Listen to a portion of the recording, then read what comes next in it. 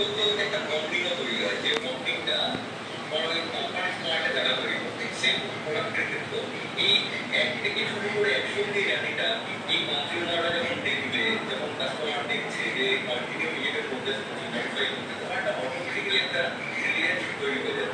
দেখবে আমরা যখন আমরা টিনেজ ছিলাম, আমাদের বয়সে ছিলাম, এরকম আফটার কলেজ আমরা বিভিন্ন চায়ের দোকানে যেতাম, অনেক চায়ের দোকান আছে যে চায়ের দোকান উত্তরের মধ্যে হয়তো পড়ে না, যার টেস্টই নেই, কিন্তু আমরা খুব বুঝেতাম কেন আমরা ভালো লাগা তৈরি হয়ে গেছে, কারণ এটা জানিয়ে সেম। আচ্ছা, সেকেন্ড পয়েন্ট হচ্ছে MBC also helps investors to understand whether the product is worth investing. এইখানে একটা ব্যাপার আছে, এই যে এমবিপি ইনভেস্টারদের যখন বলা হয়েছে যে ইনভেস্টাররা বুঝতে পারবে এই বিজনেস মডেলে বা এই প্রোডাক্টে আমি ইনভেস্ট করবো কিনা, দেখি তখন বললাম যে একটা প্রজেক্ট ফাইলিং করতে হয়। এই যে বিজনেস প্রজেকশন ফাইলিং, এখানে থিওরিটিক্যালি এমবিপি কথাই করা থাকে, মানে আমি ওখানে যে প্রজেকশনটা থাকে সেখানে লেখা থাকে যে প্রথমে আমি যখন বিজনেস লঞ্চ করছি তখন আমি এই সুবিধাগুলো দেবো, আমার প্রোডাক্টের প্যারামিটার্স কি ফিচার্স এগুলো থাকবে। আফটার 2 ইয়ার্স যদি আমার প্যারামিটার 80% বা 50% সাকসেস আমরা পাই, বা আমার ইনভেস্টমেন্ট থেকে যদি আমি এই পরিমাণ টার্নওভার রেস করতে পারি, তাহলে আমি নেক্সট লঞ্চ করবো বা মডিফাই করবো সেকেন্ড ভার্সনে।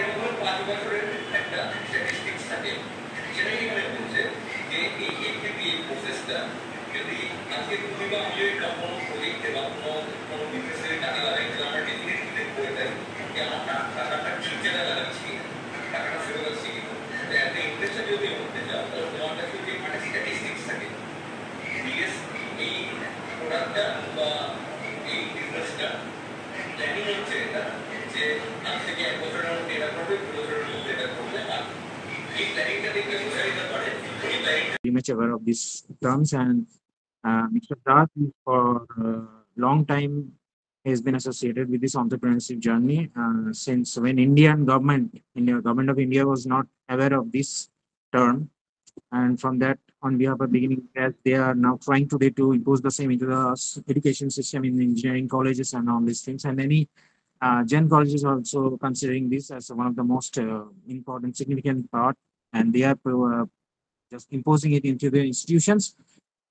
And hope previously we also had him, Mr. Das, for excellent sessions he provided to our pass out students, those who are not today in these institutions, and the students those who will be listening to him might be beneficial for them, because I would like to request Mr. Das kindly try to communicate in a very regular manner, try to be in bilingual mode if it's possible, then it will be better for the students will not be able to, might be there is a chance that few of the students will be, but most of the students might find it more difficult for them to communicate if you totally conduct the session in English.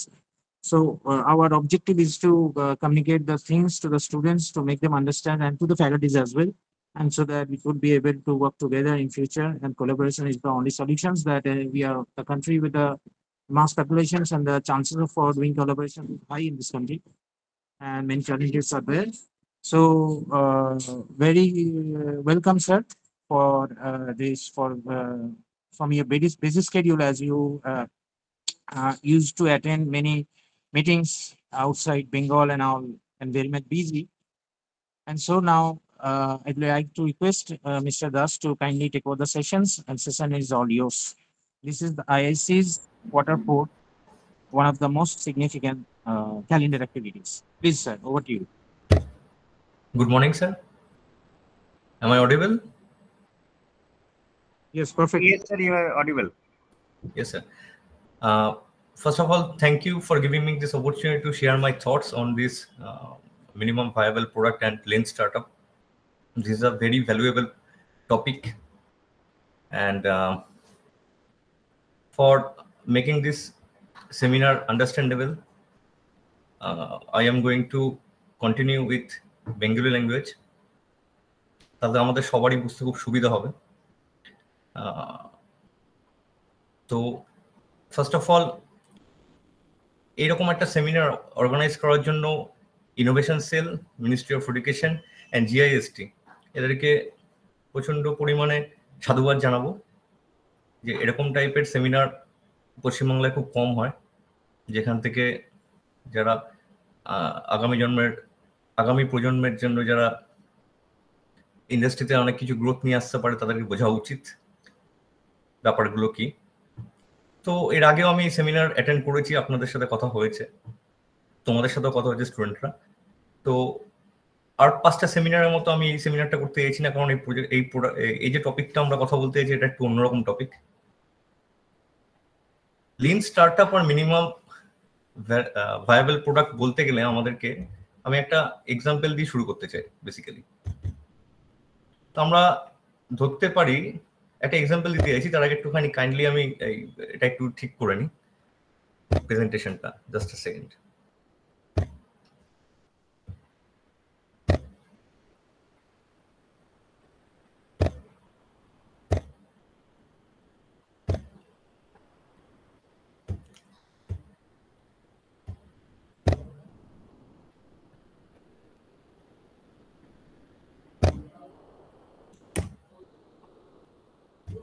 দেখা যাচ্ছে sir?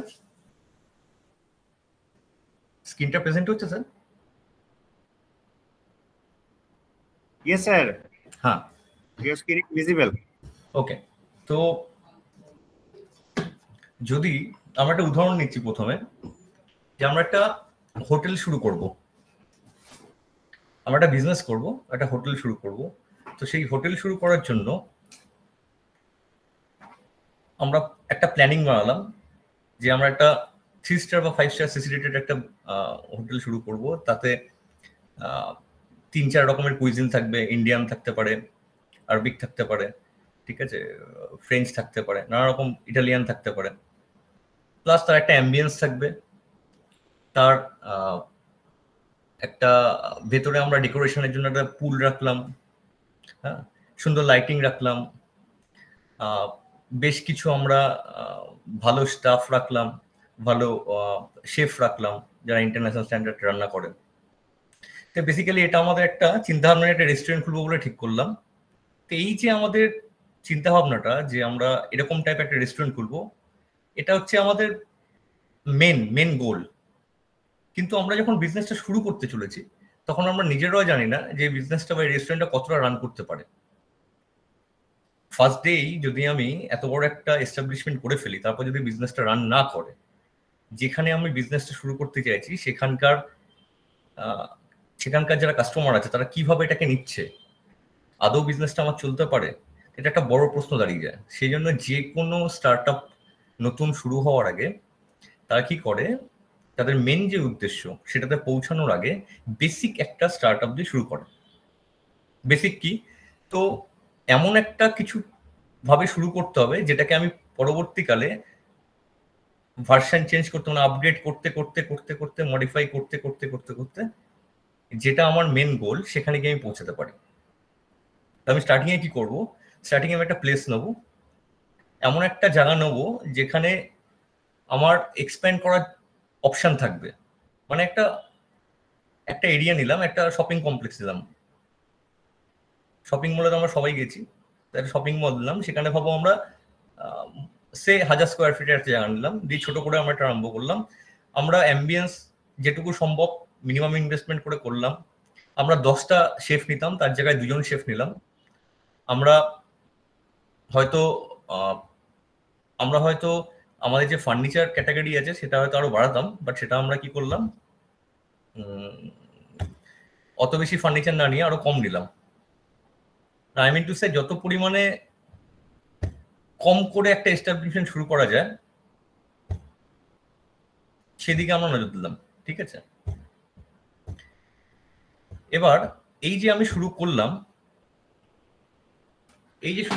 এটাকে আমরা বলবো, এই যে প্রসেসটা শুরু করলাম, দিস ইজ কল্ড আমার যে আজকে প্রজেক্ট লিন স্টার্টআপ। মানে কি, আমাদের মেন গোল হচ্ছে অনেক বড়, কিন্তু আমরা মার্কেটের কিরকম কি সিনারিও চলছে, কিরকম কি প্রাইসিং আসতে পারে, কিরকম বিজনেস হতে পারে, তার জন্য আমরা বেসিক মডেল থেকে শুরু করলাম। Basically lean startup is the basic model of the project, basic model of the business, by running which we can access the ratings of customer, যেখান থেকে আমরা বিজনেস কি অ্যানালিসিস করতে পারি কন্টিনিউ বেসিসে, এবং সেই থেকে যে ফিডব্যাকগুলো আমরা পাবো আর কন্টিনিউ আমাদের যে একটা প্রফিট জেনারেট শুরু হবে, সেখান থেকে আমরা আস্তে আস্তে আস্তে আস্তে স্লাইটলি করে আমাদের মেন যে গোল, যেটা আমরা দেখেছিলাম স্বপ্নটা প্রথমে, যেটা খুব বড় একটা রেস্টুরেন্ট হবে, যে রেস্টুরেন্টটাকে আমরা ওয়ান অফ দ্য বেস্ট বলতে পারি 3 স্টার বা 5 স্টার রেটেড, যার একটা অ্যাম্বিয়েন্স থাকবে, ভালো কিছু শেফ থাকবে, বেশ কিছু কুইজিন থাকবে, সেখানে আমরা অ্যাচিভ করতে পারি। এই যে প্রসেসটা, এই যে ফার্স্ট ডে যে আমি এস্টাবলিশমেন্টটা করলাম, that is call lean startup. তো লিন স্টার্টআপ নিয়ে আমরা আলোচনা করতে গেলে ফার্স্ট যেটা হবে, বিজনেসটাকে তো আমরা বলছি লিন স্টার্টআপ, কিন্তু বিজনেসের মধ্যে আমরা যে প্রোডাক্ট বা যে সার্ভিসটাকে আমরা ইন্ট্রোডাকশন দিচ্ছি, that is call MVP. MVP মানে মিনিমাম ভায়াবল প্রোডাক্ট। এমভিপি খুব ইন্টারেস্টিং জিনিস।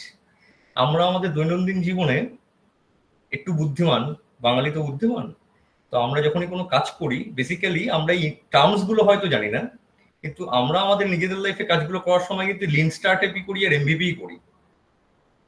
আমরা যারা মিডিওকার, যারা নতুন বিজনেস করব, যারা স্টার্টআপ করছে, তারা অ্যাকচুয়ালি লিন স্টার্টআপই করে। আমরা কখনো টেকনিক্যাল স্টাডিজ করিনি অ্যাবাউট দিস সাবজেক্ট, তাই জন্য আমরা এই টার্মগুলো নতুন শুনছি। তো এমন কোনো মানে ঘাবড়ানোর ব্যাপার নেই বা এমন কোনো রকেট সায়েন্স নেই যেটা আমরা বুঝবো না, ঠিক আছে? এই লিন স্টার্টআপ প্রথম শুরু হয় ইউএসএ বেস্ট, যেটাকে আমরা ইউএসএ অনেক কোম্পানিকে দেখেছি যারা লিন স্টার্টআপে বিশ্বাসী। ইন্ডিয়াতে এই গ্রোথ, আমাদের ইউএসএ তে যখন যে কোনো ট্রেন্ড চলে, যে কোনো বিজনেস ট্রেন্ড, তার 5-6 বছর পর সেই ট্রেন্ডটা আমাদের ইন্ডিয়াতে আসে।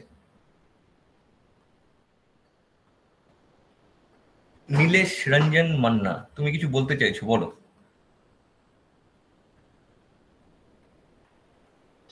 নীলেশ? না, ওরা ভুল করে হাত তুলে দেয়, ওরা জানে না সিস্টেমটা। ও আচ্ছা আচ্ছা, ঠিক আছে ঠিক আছে ঠিক আছে, নো। যাই হোক, তো লিন স্টার্টআপ আর এমভিপি মেন বিষয়বস্তু এটাই, এইটাকেই আমরা এক্সপ্লেন করব টেকনিক্যালি। প্রসেস কি কি হতে পারে, কিভাবে স্টেপ বাই স্টেপ হতে পারে, সেটা নিয়ে আমরা আলোচনা করব।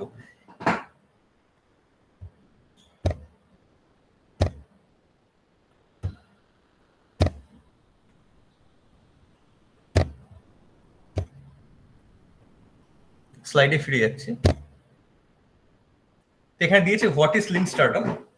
তো যেটা আমি তোমায় বললাম, it is a methodology of developing business and products that aims to shorten product development cycle and rapidly discover if a proposed business model is viable. এখানে এটাই বলেছে, এটা আমি তোমায় বললাম যে এটা একটা মেথড, যে মেথডে আমরা একটা বিজনেস শুরু করতে পারি স্টেপ বাই স্টেপ। কারণ গর্তে যদি ভাবো বিজনেসটা রান করলো না, তাহলে তো গর্তে পড়ে গেলাম। তো গর্তে পড়ে গেলাম মানে কি গর্তেই থাকবো? তা তো নয়, আমরা বেরিয়েও আসতে পারি, কিন্তু একটা হিউজ ইনভেস্ট করে নিলে সেখান থেকে বেরিয়ে আসা খুব কঠিন হয়ে দাঁড়ায়। তো আস্তে আস্তে আস্তে আস্তে যদি আমরা ইনভেস্ট করি, বিজনেসটাও বুঝতে আমাদের সুবিধা হবে, আর প্লাস আমরা র্যাপিডলি গ্রো করতে পারবো। তো এই বেসিক্যালি এই যে টোটাল প্রসেসটা, এই প্রসেসটা কিছু কিছু পদ্ধতির মধ্যে দিয়ে যায়।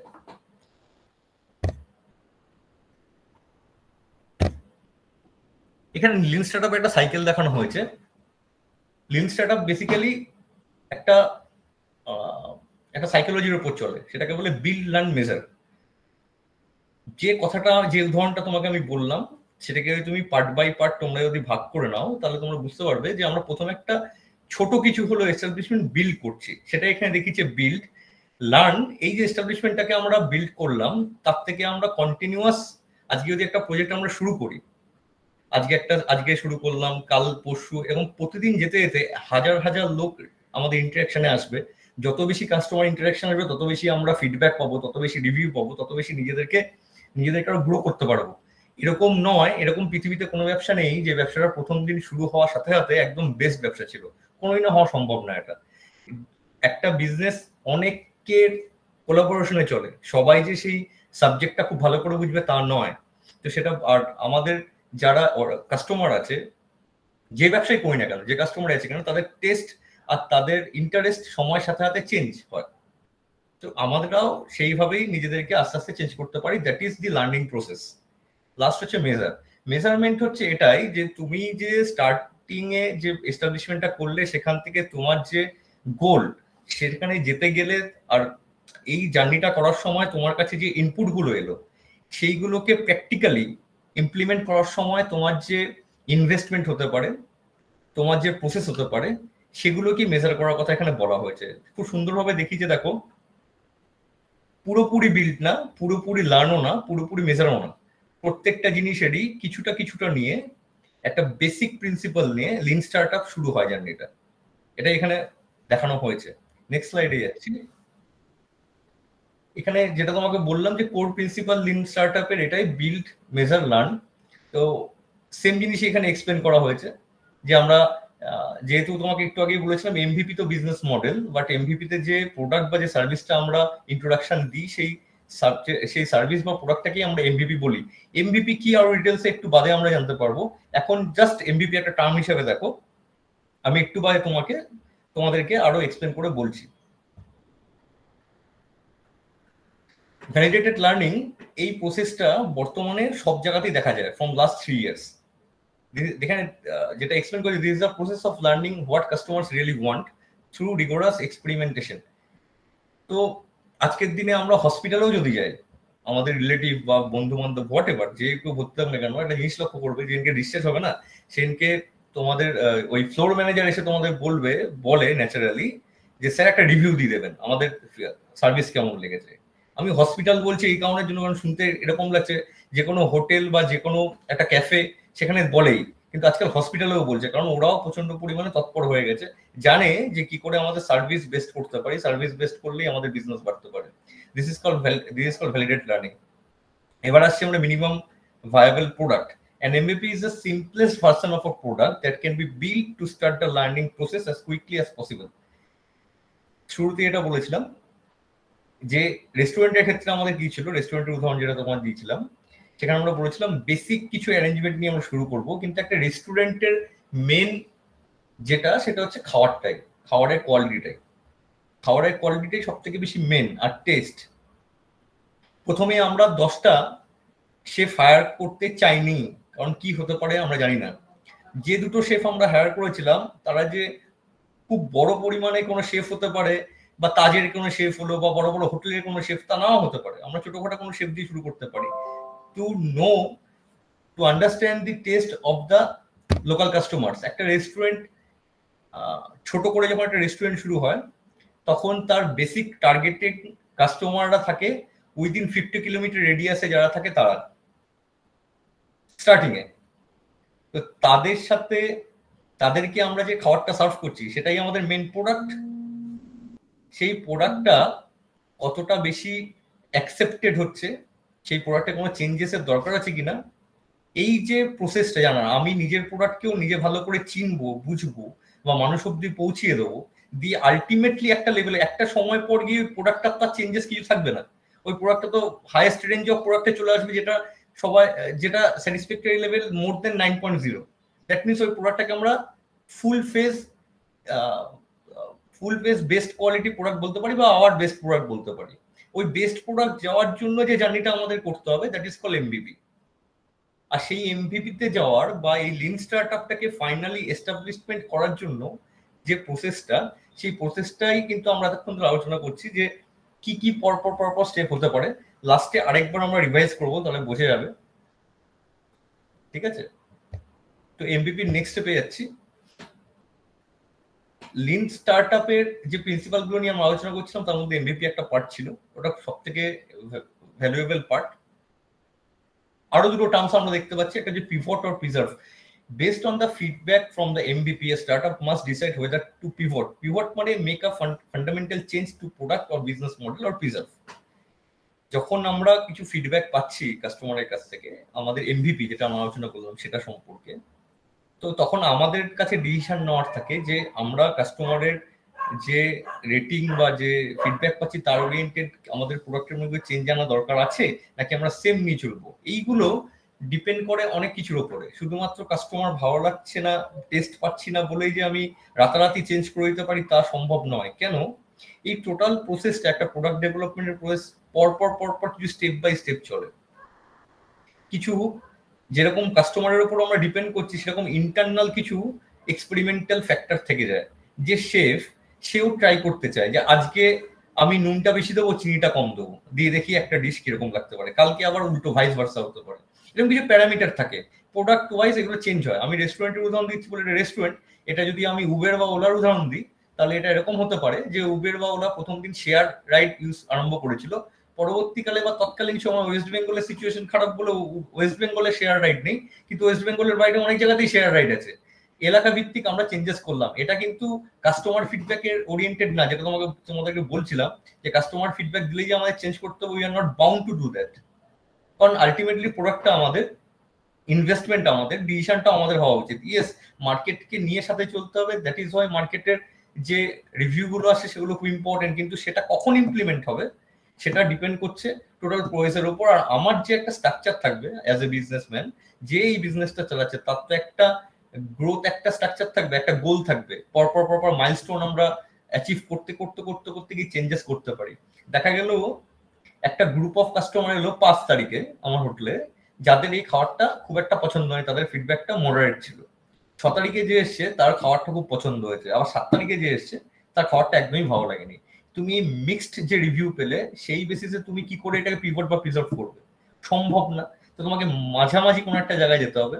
এই প্রসেসে যেতে গেলে তখন আমাদের বেসিক ইন্টারনাল যে আমাদের প্রত্যেকটা কোম্পানি, প্রত্যেকটা বিজনেসে ইন্টারনাল কিছু মেজারমেন্ট ক্রাইটেরিয়া থাকে, কিছু নিজেদেরকে আরো অ্যাডভান্স করার জন্য, মডিফাই করার জন্য কিছু প্রসেস থাকে, সেটা বিজনেস টু বিজনেস ভ্যারি করে। যেমন একটা প্র্যাকটিক্যাল এক্সাম্পল দিচ্ছি, যেমন আমরা দাদা বৌদির বিরিয়ানি খুব নাম শুনেছি ব্যারাকপুরে, আমি বিশ্বাস করি তোমরা সবাই মোটামুটি কম বেশি শুনেছো। দাদা বৌদির বিরিয়ানি একটা খুব সুন্দর কনসেপ্ট আছে ওদের। মঙ্গলবার বা শুক্রবার কোন একটা দিন ওরা ইন্টারনাল টিম সবাই বসে নতুন নতুন খাবার কিছু তৈরি করার চেষ্টা করে, টেস্ট করে নিজেরা, যারা ম্যানেজমেন্টের লোকরা আছে এরা, তারা চেষ্টা করে তারপর সেটাকে ইমপ্লিমেন্ট করে অ্যাজ এ এমভিপি। ওটাকে প্রথম 15 দিন রেস্টুরেন্টে ওটাকে ইন্ট্রোডাকশন করায়, যদি ওটা ভালো ফিডব্যাক থাকে দেন ওটাকে নিয়ে যায়, মডারেট থাকলে ওটাকে মডিফাই করার চেষ্টা করে, অরেঞ্জ যদি খারাপ থাকে তাহলে সেটাকে সেই ডিশটাকে বন্ধ করে। সেম জিনিস, সেম প্রসেসে, শুধুমাত্র দাদা বৌদির বিরিয়ানি বলেই বলছি না, অন্যান্য সমস্ত বিজনেসে তাই হয়। সেটা একটা ইঞ্জিনিয়ারিং কোম্পানি হোক, এস্টাবলিশমেন্ট হোক, বা একটা ফুড চেন হোক, বা একটা হসপিটালিটি সেক্টর হোক, সব জায়গাতেই সেম। এনিওয়ে, নেক্সট হচ্ছে কন্টিনিউয়াস ডেভেলপমেন্ট, যেটা তোমাদের বলছিলাম যে প্রত্যেকটা বিজনেসের নিজস্ব যেরকম একটা মাইলস্টোন সিস্টেম থাকে, একটা ওদের একটা গোল থাকে যে আমি 0 থেকে শুরু করলাম 100 অব্দি। ওরা প্রথম দিনই একটা প্রজেকশন তৈরি করে। যে কোনো বিজনেস আইডিয়া স্টেজ থেকে এস্টাবলিশমেন্ট স্টেজে যেতে গেলে বেশ কিছু প্রসেসের মধ্যে দিয়ে যেতে হয়। তাদের মধ্যে একটা টার্ম আছে বিজনেস প্রজেকশন বা প্রজেক্ট ফাইলিং। সেই প্রজেক্ট ফাইলিং করতে গেলে তোমাকে দেখাতে হবে আফটার 5 ইয়ার্স তুমি নিজেকে কোথায় দেখতে চাইছো। মানে 5 ইয়ার্স প্রজেকশন দিতে হয়, অনেকে 10 ইয়ার্স প্রজেকশনও দেয়, বেসিক্যালি 5 ইয়ার্স প্রজেকশন হয়। এটা অনেক কিছুর ক্ষেত্রে লাগে, এসএমই লোনের ক্ষেত্রে লাগতে পারে, ইনভেস্টমেন্টের ক্ষেত্রে লাগতে পারে, নিজেদের কাছে নিজেদের পিকচার ক্লিয়ার থাকার জন্য সেটা দরকার হতে পারে, বা আজকালকার দিনে যে কোনো বিজনেস শুরু হওয়ার আগে মেন্টারশিপ একটা প্রোগ্রাম চলে, প্রত্যেকেই একজন মেন্টারের কাছে যেতে চায়। তারা তো আর মুখের কথা শুনে করতে পারে, তারা প্রজেক্ট দেখে করবে। এই কন্টিনিউয়াস ডেভেলপমেন্টের একটা মেন কি হচ্ছে প্রজেক্ট ফাইল। এই প্রজেক্ট ফাইলে মাইলস্টোন করা থাকে পর, যে আমি 1 বছরের মধ্যে এই জায়গাটা করব, 1 বছর পরে আমরা এই জায়গাটায় যাব, বা উইদিন 5 ইয়ার্স আমি এই জায়গাটা অ্যাচিভ করতে চাই। This is the process. তো ইন শর্ট এই পুরো ব্যাপারটা কি বলা হচ্ছে কন্টিনিউয়াস ডেভেলপমেন্ট। নেক্সট যাচ্ছি,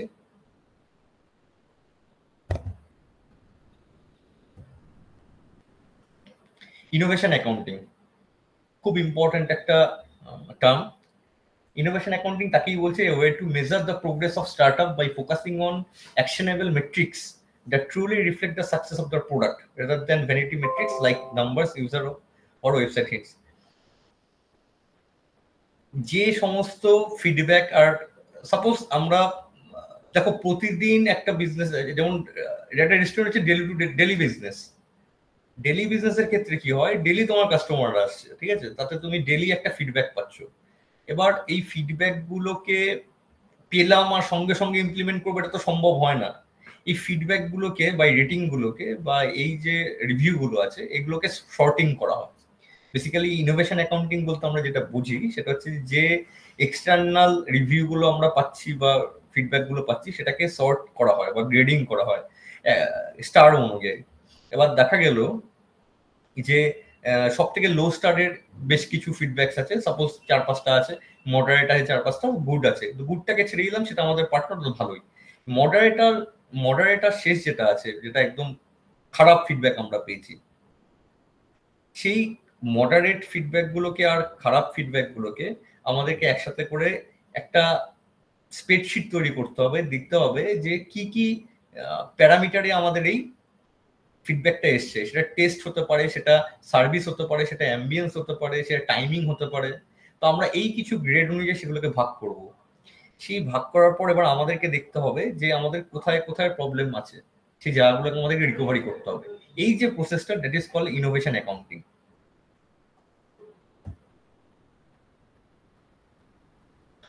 এবার আসছি আমরা এমভিপিতে। What is the minimum viable product, যেটা এখানে লিখেছে টেকনিক্যাল ভাষায়, যেটা তোমাদেরকে আমি উদাহরণ দিয়ে এক্সাম্পল দিয়ে বোঝালাম, সেটাই এখানে নানা রকম টেকনিক্যাল পয়েন্ট দিয়ে বোঝানো আছে, সেটাই তোমাদেরকে বলছিলাম আর কি। Reduce your time to market with a MBP product. এটা আমরা বুঝতেই পারছি যে এমবিপি প্রোডাক্ট দিয়ে একটা জিনিস কি, এই স্ট্রাকচারাল ওয়েতে করলে একটা জিনিস কি হয়, যে আমরা যদি কোনো কিছু প্ল্যান অফ অ্যাকশন ছাড়া বা স্ট্রাকচার ছাড়া যদি আমরা কোনো কিছু দিয়ে মুভ করি, তাহলে অনেক কিছু বাদ পড়ে যায় কাজ।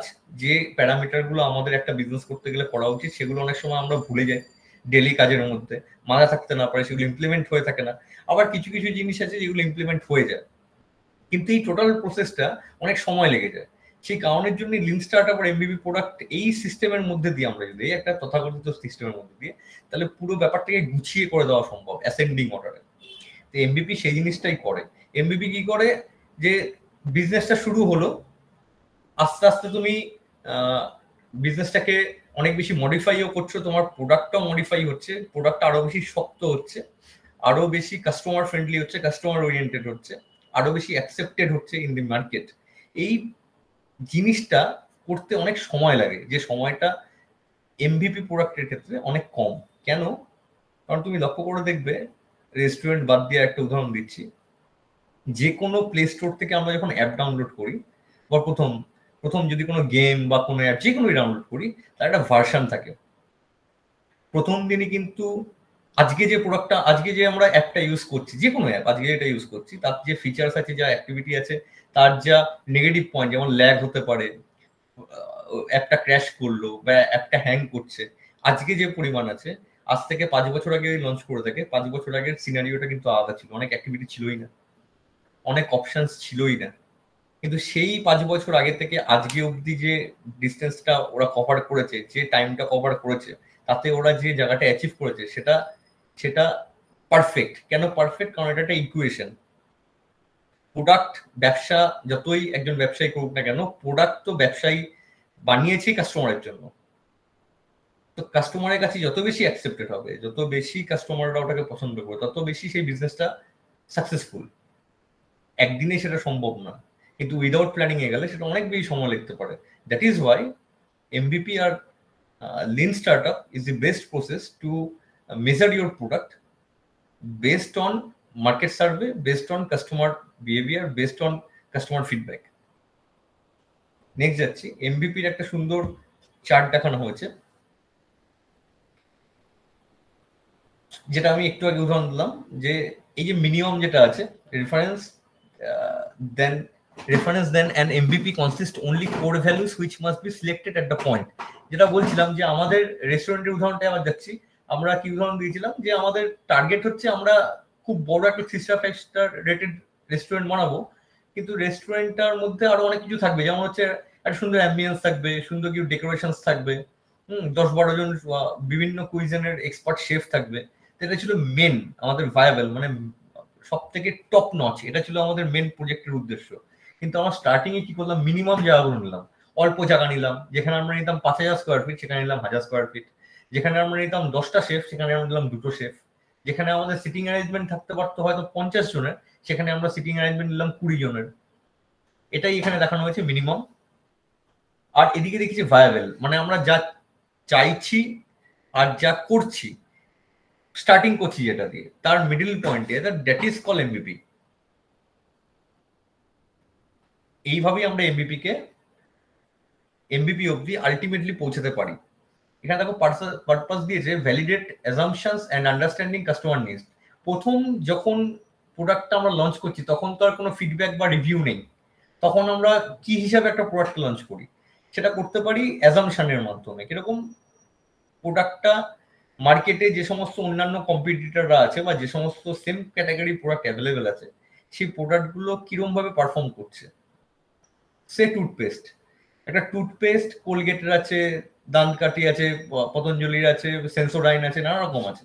তো আমি যদি আজকে একটা আরম্ভ করি যে এবিসি বলে একটা টুথপেস্ট বানাবো, তো আমাকে প্রথম দিন তো আর আমি কোনো ফিডব্যাক নেই আমার কাছে আমার প্রোডাক্টটা কেমন, কিন্তু ওই যে বাকি কম্পিউটারের যে টুথপেস্ট গুলো আছে সেগুলোকে মেজার করে আমি বুঝতে পারবো যে ইয়েস এইরকম একটা প্যারামিটার আছে, এটাকে মেনটেন করে আমি লঞ্চ করতে পারি।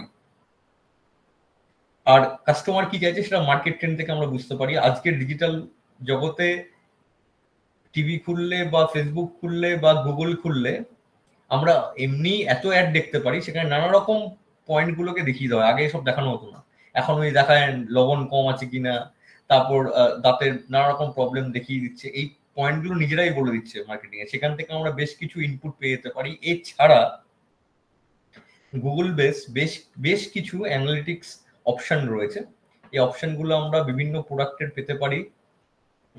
আমরা চ্যাট জিপিটি ইউজ করতে পারি, আমরা বিভিন্ন এআই মডেল ইউজ করে কোপাইলট ইউজ করতে পারি। সেখানে যদি আমরা ঠিকঠাক ভাবে একটা প্রম্পট দিই, যে চ্যাট জিপিটিকে আমরা বলতেই পারি একটা প্রম্পট আমি আলোচনা করছি, এটা এই জন্য আলোচনা করছি কারণ besides this project, besides this topic, chat GPT বা এআই এই সমস্ত টপিকের ক্ষেত্রে বা যে কোনো প্রজেক্টের ক্ষেত্রে কতটা বেশি হেল্প করতে পারে আমাদেরকে, আমরা কতটা বেশি টাইম বাঁচাতে পারে সেটা নিয়ে আলোচনা, সেটা একটা রেফারেন্স দিয়ে দেওয়া উচিত। সেই কারণের জন্য আমি তোমাদেরকে আলোচনা করছি টপিকের বাইরে গিয়ে। আজকে যে কোনো প্রজেক্ট বা যে কোনো বিজনেস করতে গেলে শুধুমাত্র এই এমভিপি আর লিন স্টার্টআপের নলেজ নিয়ে তুমি প্রজেক্ট নামাতে চাই, জীবনে কোনো নামবে না। সেই কাজটা এটা তো আমি তোমাকে আলোচনা করে দিয়ে চলে যাচ্ছি, কিন্তু প্র্যাকটিক্যালি যখন 1 2 3 করে পরপর স্টেপ নেবে তখন দৈনন্দিন জীবনের প্রতিটা মুহূর্তে দেখবে একের পর এক প্রবলেম চলে আসছে। সামান্য একটা তোমার পিও বানাতে গেলেও, পারচেস অর্ডার বানাতে গেলেও, একটা ট্যাক্স ইনভয়েস বানাতে গেলেও কি কি প্যারামিটার হওয়া উচিত, আমরা যখন স্টুডেন্ট থাকি তখন তো আমাদের এসব জানার কথা নয়, তাই না? তো আমরা যখন আস্তে আস্তে স্টুডেন্ট লাইফ থেকে কমার্শিয়াল লাইফে লিড করছি তখন এরকম অনেক পয়েন্ট আছে টপিকের বাইরে যেগুলো সম্বন্ধে আমাদের নলেজ থাকে না। তার জন্য মার্কেটে এরকম অনেক কোর্স আছে যে কোর্সগুলো আমাদেরকে শেখাচ্ছে পয়সা দিয়ে। কিন্তু আমার মনে হয় আজকের দিনে যখন আমাদের গভর্নমেন্ট এত বড় একটা ইনিশিয়েটিভ নিয়েছে, জিআইএসটি এত সুন্দর একটা ইনিশিয়েটিভ নিয়েছে, তোমাদের ফ্যাকাল্টিরা স্যাররা এত সুন্দর একটা ইনিশিয়েটিভ নিয়েছে, আমাদের সময় সব ছিল না, এত কিছু হতো না। তো তোমাদের সময় যখন হচ্ছে তখন প্রত্যেকটা পয়েন্টই কিছু না কিছু অ্যাটলিস্ট প্রথম যাতে শুনতে না হয়। মার্কেটে যখন তোমরা যাবে, তোমরা নিজেরা কিছু করতে যাবে, অ্যাটলিস্ট যেন এরকম না হয় যে এই না শুনিই নি কোনোদিনও, প্রথমবার শুনছি। দ্যাট ইজ ওয়াই আমি তোমাকে একবার আলোচনা করে দিচ্ছি। তো যে কোনো প্রজেক্ট করতে গেলে বেশ কিছু টুলস এর দরকার পড়ে, এই এমভিপি ক্ষেত্রেও দরকার পড়বে। সেটা যে চ্যাট জিপিটি তুমি ইউজ করতে পারো, নানা রকম প্রম্পট দিতে পারো যে give me a statistics of toothpaste, give me market valuation of toothpaste based on 5 companies for last 5 year statistics দিলে সুন্দর 2 পাতা 3 পাতা একটা স্ট্যাটিস্টিক দিতে হবে। শুধু তোমায় কষ্ট করে পড়তে হবে। যদি পড়তেও না পারো তাহলে তুমি তাকে প্রম্পট দিতে পারো রিড দিস আউট, সে পুরো চ্যাটটাকে সুন্দরভাবে তোমাকে শুনিয়েও দেবে। মানে তুমি খেতে না চাইলে তুমি বলতে পারো খাইয়ে দাও আমাকে, খাইয়েও দেবে। এরকম একটা ডিজিটাল প্ল্যাটফর্ম আজকের দিনে তৈরি হয়ে গেছে। তো সুতরাং এই টুলস গুলো আমাদেরকে কিন্তু মাথায় রাখতে হবে। শুধু এমভিপি লিন স্টার্টআপ এটা তো একটা প্রসেস, ঠিক আছে, কিন্তু এগুলো না জানলে কিন্তু আমরা এগাতে পারবো না। ঠিক আছে, নেক্সট স্লাইডে যাচ্ছি, টপিকে ফিরে আসছি। What is the minimum valuable product, যেটা স্লেম স্লাইড চলছে, কি বেনিফিটস অফ এমভিপি। এই যে এমভিপি বেনিফিটস নিয়ে কিন্তু আমরা উদাহরণ দিতে দিতে অলরেডি আলোচনা করে ফেলেছি। তো এখানে যে পয়েন্টগুলো আছে সেগুলো আমরা দেখে নিই একবার। To understand consumer reaction, liability, feedback before launching the main product. ব্যাপারটা ওই একই দাঁড়ালো। আমরা যে গোলটায় যাচ্ছি, যে প্রোডাক্টটা ফাইনাল আমাদের এম ছিল, প্রথম দিন যে ড্রিম ছিল যে আমরা এই রেস্টুরেন্টটা বানাবো, সেটা বানানোর আগে আমাদের কনজিউমারের রিয়াকশন, লাইকেবিলিটি, ফিডব্যাক এগুলো জানা দরকার। আরেকটা জিনিস বলি, যদি কখনো হঠাৎ করে মার্কেটে আসা আর মার্কেটে 1 থেকে আসলাম 100 অ্যাচিভ করবো, অন জব ট্রেনিং যাকে আমরা বলি না, আজকের দিনে একটা কনসেপ্ট আছে অন জব ট্রেনিং। আজকের দিনে না, বেশ কিছু বছর ধরেই চলছে।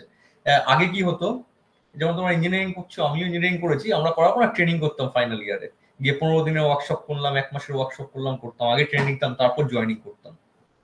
এখনকার দিনেও ট্রেনিং হয়, কিন্তু অনেক জায়গায় নতুন নতুন স্টার্ট আপ যারা অ্যাকোয়ার করছে মার্কেট থেকে, খুব ফ্রেশ ক্যান্ডিডেট, তারা একটা জিনিসে খুব বিশ্বাসী। তারা কি করে, তারা বলে যে ঠিক আছে তোমরা অন জব ট্রেনিং করো, যে ডেজিগনেশন বা যে ডেজিগনেশনের জন্য তোমাদেরকে নিচ্ছি আমরা, সেই ডেজিগনেশনের বেসিক নলেজ তোমাদের কাছে আছে ফ্রম ইউর একাডেমিক বেনিফিটস, তাই না? তো সুতরাং তোমরা জয়েন করে প্রত্যেকদিন কাজ করতে করতে যে প্রবলেমগুলো আসবে সেই প্রবলেম সলভ করার মাধ্যমে আমরা সেলফ এডুকেটেড হবো। হতে হতে হতে হতে দেন কি হবে, যে তুমি ফাইনালি একটা ভালো জায়গায় পৌঁছাবে 3 বছর পর বা 5 বছর পর। কিন্তু একটা জিনিস দেখো, এই যে জার্নিটা শুধুই যে রিয়াকশন, কনজিউমার রিয়াকশন বা লাইকেবিলিটি বা ফিডব্যাক, বা তোমার কোম্পানির ক্ষেত্রে তোমার বসের সাথে তোমার 2 দিন বকা খেলে, 1 দিন বকা খেলে না, 1 মাস মাইনা কম পেলে, পরের দিন মাইনা ঠিক পেলে, এই শুধু এইটুকু নিয়ে না, এতদিন ধরে চলতে চলতে একটা বন্ডিংও তৈরি হয়, যে বন্ডিংটা তোমার ওই কোম্পানিতে তোমার একটা জায়গা তৈরি করে। সেম প্রোডাক্টের ক্ষেত্রেও এই 1 থেকে শুরু করে 100 অব্দি জার্নিটা এই কনজিউমাররা যখন দেখবে, যখন কাস্টমার দেখছে যে কন্টিনিউ নিজেকে প্রোগ্রেস করছে, মডিফাই করছে, তখন একটা অটোমেটিক্যালি একটা রিলেশনশিপ তৈরি হয়ে যায়। দেখবে যখন আমরা টিনেজ ছিলাম বা তোমাদের বয়সে যখন ছিলাম, এরকম আফটার কলেজ আমরা বিভিন্ন চায়ের দোকানে যেতাম চা খেতে। এরকম অনেক চায়ের দোকান আছে যে চায়ের দোকান ধর্তব্যের মধ্যে হয়তো পড়ে না, চা টেস্টই নেই কোনো, কিন্তু আমরা তবুও যেতাম। কেন? কারণ একটা ভালো লাগা তৈরি হয়ে গেছে, কারণ একটা জার্নি একটা সেম। আচ্ছা, সেকেন্ড পয়েন্ট হচ্ছে MBP also helps investors to understand whether the product is worth investing. এইখানে একটা ব্যাপার আছে, এই যে এমবিপি ইনভেস্টরদের কথা বলা হয়েছে, যে ইনভেস্টাররা বুঝতে পারবে যে এই বিজনেস মডেলে বা এই প্রোডাক্টে আমি ইনভেস্ট করবো কিনা। এই যে তখন বললাম যে একটা প্রজেক্ট ফাইলিং করতে হয়, এই যে বিজনেস প্রজেকশন ফাইলিং, এখানে থিওরিটিক্যালি এমবিপির কথাই বলা থাকে। মানে আমি ওখানে যে প্রজেকশনটা থাকে সেখানে লেখা থাকে যে প্রথমে আমি যখন বিজনেসটা লঞ্চ করছি তখন আমি এই সুবিধাগুলো দেবো, বা আমার প্রোডাক্টের প্যারামিটার্স কি ফিচার্স এগুলো থাকবে।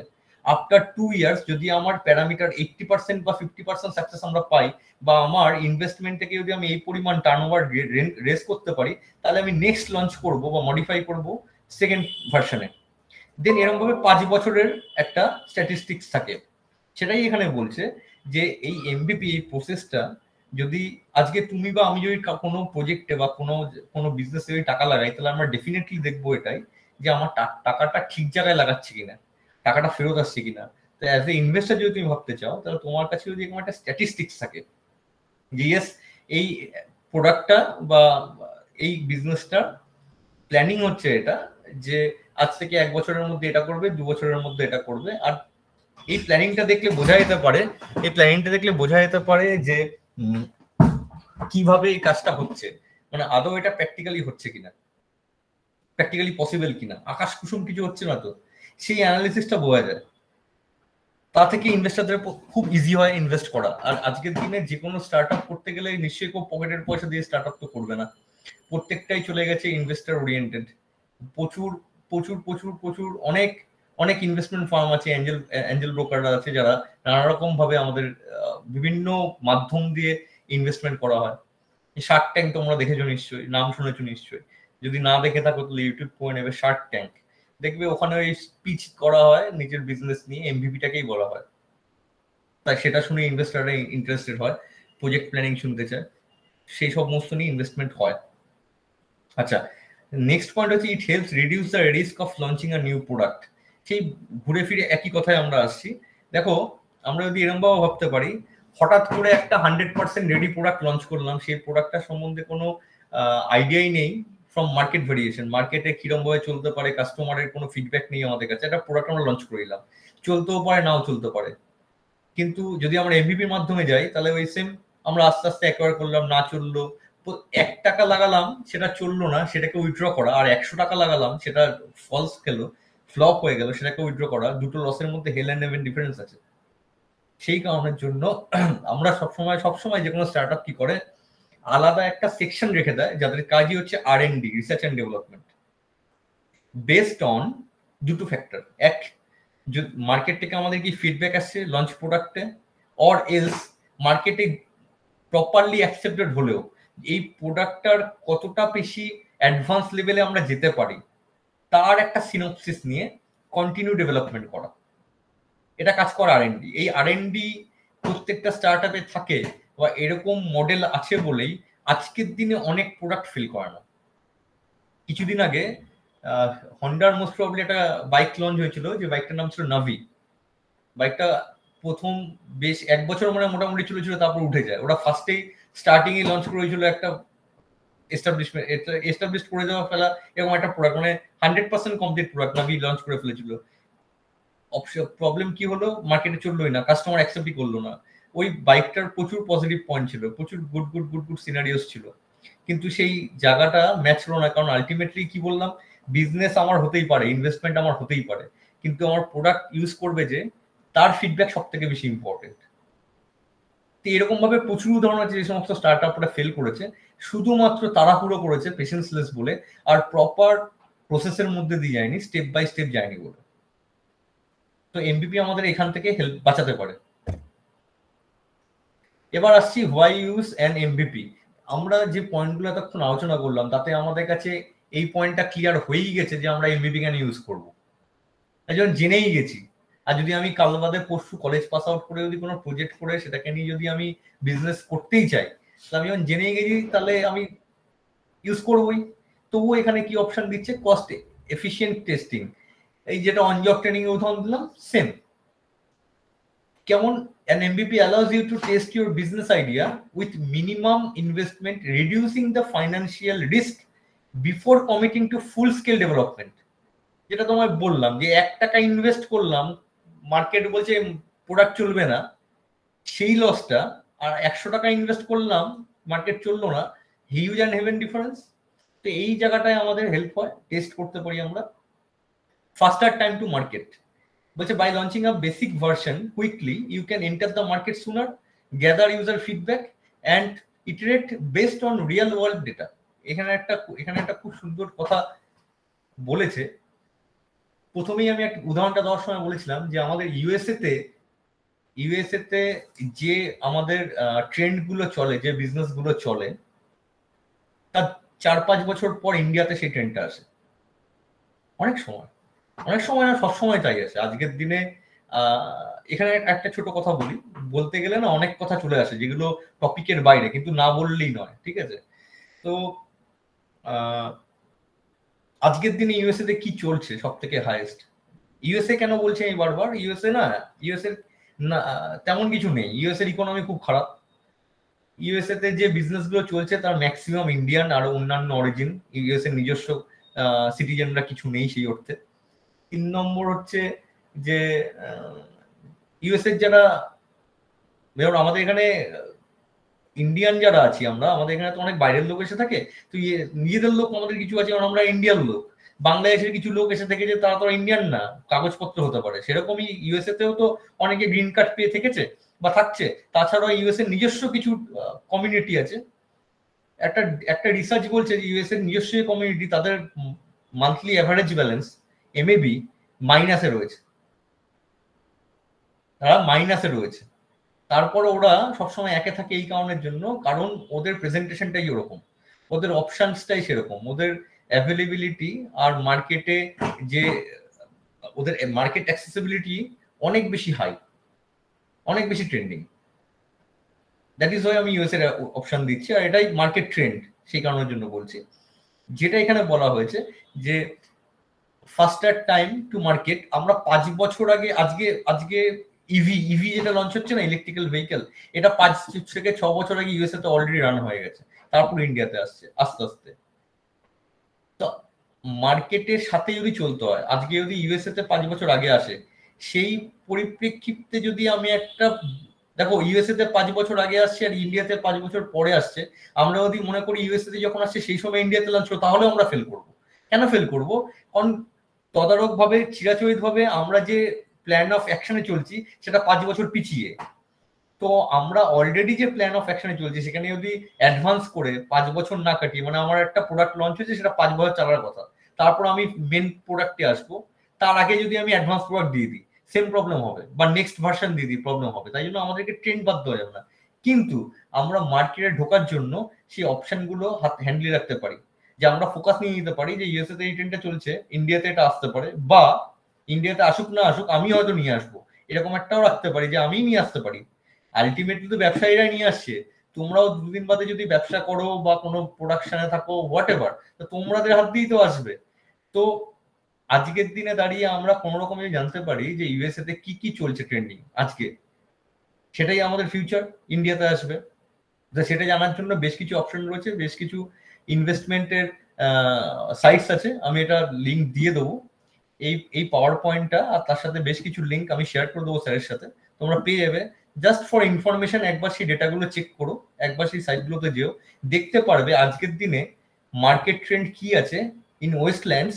আর ওয়েস্টল্যান্ডে যে মার্কেট ট্রেন্ডস রয়েছে সেটাই ফিউচার ফর ইস্টল্যান্ডস আমাদের এখানকার। তো আজকে যদি ট্রেন্ড 5 বছর পর ইন্ডিয়াতে এসছে ইভি, অলরেডি আমরা 5 বছর লেট। এবার ইভি আসার পর আমাদের কোনো মার্কেট রিসার্চ নেই বলে আমরা কি করলাম, বললাম যে এখন ইভি ট্রেন্ড চলছে, ঠিক আছে, টাটা একটা বিশাল বড় অর্গানাইজেশন, টাটার 1 মাস সময় নিল ইভি লঞ্চ করে দিল। কিন্তু আমি তুমি পারবো না করতে, আমাদের করতে গেলে কি হলো, মনে হলো না দেখি আর একটু বুঝি, আমরা মেন প্রোডাক্ট লঞ্চ করব, পুরোপুরি ভালো করে করবো যাতে একবারে আমরা সাকসেসফুল হই। এই করতে গিয়ে আমাদের এমন একটা টাইম লেগে গেল, আমাদের আগে যারা লঞ্চ করেছিল তারা সাকসেসফুল হয়ে বেরিয়ে গেল, আর আমরা যখন লঞ্চ করলাম তখন অলরেডি মার্কেটে মনোপলি চলছে, তো আমাদের বিজনেস চলবে না। এই জায়গার থেকে আমরা বাঁচতে পারি এবিবি মাধ্যমে। কেমন? ওই সেম যখনই আমাদের ইন্ডিয়াতে এটা ট্রেন্ডটা শুরু হলো, সেই সময় যদি আমরা বেসিক প্রিন্সিপাল আর বেসিক ফান্ডামেন্টাল রেখে with having the projection for 5 years যদি আমরা একটা প্রোডাক্ট লঞ্চ করতে পারি, তাহলে মার্কেটের সাথে সাথে আমরাও এগেলাম। It's like on job training, মডিফিকেশনও হলো, আমরা দেরিও হলো না আমাদের, আমরা ট্রেন্ডের মধ্যেই থাকলাম, আমরা ওই টাইমের মধ্যেই বিজনেসটা করলাম, right? Validating market demand, an MVP helps you understand whether there is genuine interest in your product or service, allowing you to make informed decision and future development. Same জিনিসই নানা রকম টেকনিক্যাল টার্ম দিয়ে বোঝানো হচ্ছে। প্রথমেই বললাম না যে আমরা অলরেডি জানি কম বেশি, কারণ আমরা বুদ্ধিমান। ব্যবসা জানো আর না জানো, যে বুদ্ধিমান সে ব্যবসা করার সময় এরকম ভাবেই ভাববে, তার থিঙ্কিং প্রসেস এরকমই হওয়া উচিত যে আমি প্রথমে 100 টাকা লাগাবো না 1 টাকা লাগাবো। এই যে concept, this is call MPP, this is call lean startup, এটাকে টেকনিক্যালি এটা বলছে। তো এখানেও সেটাই বলেছে, ভ্যালিডেটিং মার্কেট ডিমান্ড, ঘুরে ফিরে একই কথা, যে তুমি যেটা দিচ্ছ মার্কেটে প্রোডাক্ট হিসেবে বা বিজনেস হিসেবে, সেটা মার্কেটে কি আদৌ ডিমান্ড আছে, সেটা কি মার্কেটে অ্যাকসেপ্টেন্স আছে কোনো? যদি থাকে তাহলে তুমি এগাও, তাহলে তুমি 2, 3, 4 করে 100 অব্দি যাও, নাহলে বেকার 100 অব্দি গিয়ে পয়সা খরচা করে তোমার লস বেয়ার করতে হবে, তোমার বিজনেস দাঁড়াবে না। ঠিক আছে, নেক্সট পয়েন্টে যাচ্ছে, এখানে একটা ফ্লো চার্ট করে দেখানো হয়েছে, MBP development process in 10 steps. দেখো প্র্যাকটিক্যালি অনেস্টলি একটা কথা বলছি খুব ট্রান্সপারেন্টলি, এমবিপি ইন 10 স্টেপস হতে পারে, এমবিপি ইন 20 স্টেপস হতে পারে, কিন্তু আমরা শর্টে করানোর জন্য একটা প্রসেসকে লেন্দিয়ে করা যেতে পারে, একটা প্রসেসকে শর্টে করা যেতে পারে। তো আমরা চয়েস করি সেটাকে যেটা শর্ট অ্যান্ড এফেক্টিভ, সেই কারণে আমরা 10টা স্টেপ দিচ্ছি। তোমরা নেটে ঘাটলে বা যে কোনো বই পড়লে বা যে কোনো বিজনেস এস্টাবলিশমেন্টের কোনো লোকের সাথে কথা বললে তারা বলতে পারে যে এমবিপি 3টে স্টেজেও হতে পারে। যেমন প্রথমে আমরা বললাম বিল্ড, মেজার, লার্ন, কিন্তু সেটা প্র্যাকটিক্যালি করতে গেলে যে যে স্টেপগুলো করা দরকারি, না করলেই নয়, সেটা হচ্ছে 10টা স্টেপ। একটু জানিয়ে নিই, এই ফ্লোচারটা করলে আমাদের জানানো হয়ে যাবে এখন অব্দি যেটা আমরা করেছি জেনেছি। ফার্স্টই বলছে market research and POC, second হচ্ছে ডিফাইন দ্য অডিয়েন্স। এই যে তোমাদেরকে বলেছিলাম না যে একটা প্রোডাক্ট লঞ্চ করলাম, হঠাৎ করে লঞ্চ করলাম হয় না, তোমাকে মার্কেট রিসার্চ করতে হবে। 3টে টুথপেস্টের উদাহরণ দিলাম না, যে 3টে টুথপেস্ট আছে, সেই টুথপেস্টের কি অ্যানালিটিক্স আছে, চ্যাট জিপিটির উদাহরণ দিলাম বোঝার জন্য টুলস গুলো, সেইগুলো বলছি, সেটাকে that is call market research. Second হচ্ছে ডিফাইন দ্য অডিয়েন্স, যে কোনো প্রোডাক্টের, যে কোনো সার্ভিসের একটা ক্যাটাগরি অফ কাস্টমার বা একটা ক্যাটাগরি অফ কনজিউমার থাকে। যেমন আমি তোমায় বলছি, আজকে ভিডিও গেমের একটা রেঞ্জ আছে। কি রেঞ্জ আছে? 8 বছর বয়স বা 4 বছর, এখনকার বাচ্চারা 2 বছর বয়স থেকে ভিডিও গেম খেলে এনিওয়ে, তো 2-3 বছর বয়স থেকে আপ টু 30-32 বছরের ছেলেরাও আজকালকার দিনে ভিডিও গেম খেলে। তো আমরা 3 থেকে 32 বেসড অন এজ একটা গ্রুপ পেয়ে গেলাম আমাদের কাস্টমারের। সেকেন্ড হচ্ছে যে সমস্ত এরিয়াগুলো, এরিয়া বেসিসেও এই তোমার অডিয়েন্সকে ডিফাইন করা যায়। যেমন হচ্ছে মেট্রো সিটি, ইকোনমিক্যালি যারা খুব স্ট্রং, যে সমস্ত এরিয়াগুলো খুব স্ট্রং, সেখানে অনায়াসে একটা এক্সবক্স বা একটা PS5 ইউজ হয় না? কিন্তু তুমি একটা গ্রামে যাও, একটা ইন্টেরিয়ারে যাও, সেখানে কিন্তু এক্সবক্স PS5 কি জিনিস জানেও না। তো সুতরাং যদি আমরা আমাদের অডিয়েন্সকে ডিফাইন করতে যাই, তাহলে আমাদের চয়েস মেট্রো সিটি হতে পারে বা গ্রাম হতে পারে, বেসড অন আওয়ার প্রোডাক্ট। আমাদের প্রোডাক্টের অ্যাফোর্ডেবিলিটি কি আছে সেটা ধরে আমরা দেখতে পারি। তো মার্কেট রিসার্চ হয়ে গেল, আমাদের অডিয়েন্স বা কনজিউমারও ডিফাইন হয়ে গেল। আচ্ছা, থার্ড যেটা আসতে পারে ডিফাইনের ক্ষেত্রে, অনেকগুলো প্যারামিটারে এই অডিয়েন্সকে ডিফাইন করা হতে পারে। 1 নম্বর হচ্ছে তোমার এই ইকোনমিক্যাল স্ট্রেংথ, সেকেন্ড হচ্ছে এজ গ্রুপ, 3 নম্বর হচ্ছে জেন্ডার।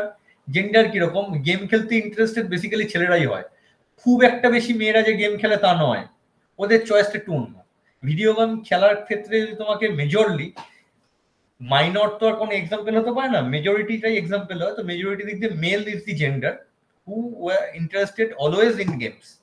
তো অডিয়েন্সের ক্ষেত্রে তোমার মেল একটা প্রেফার্ড একটা হতো, মানে তোমার সিলেক্টেড অডিয়েন্স হতে পারে।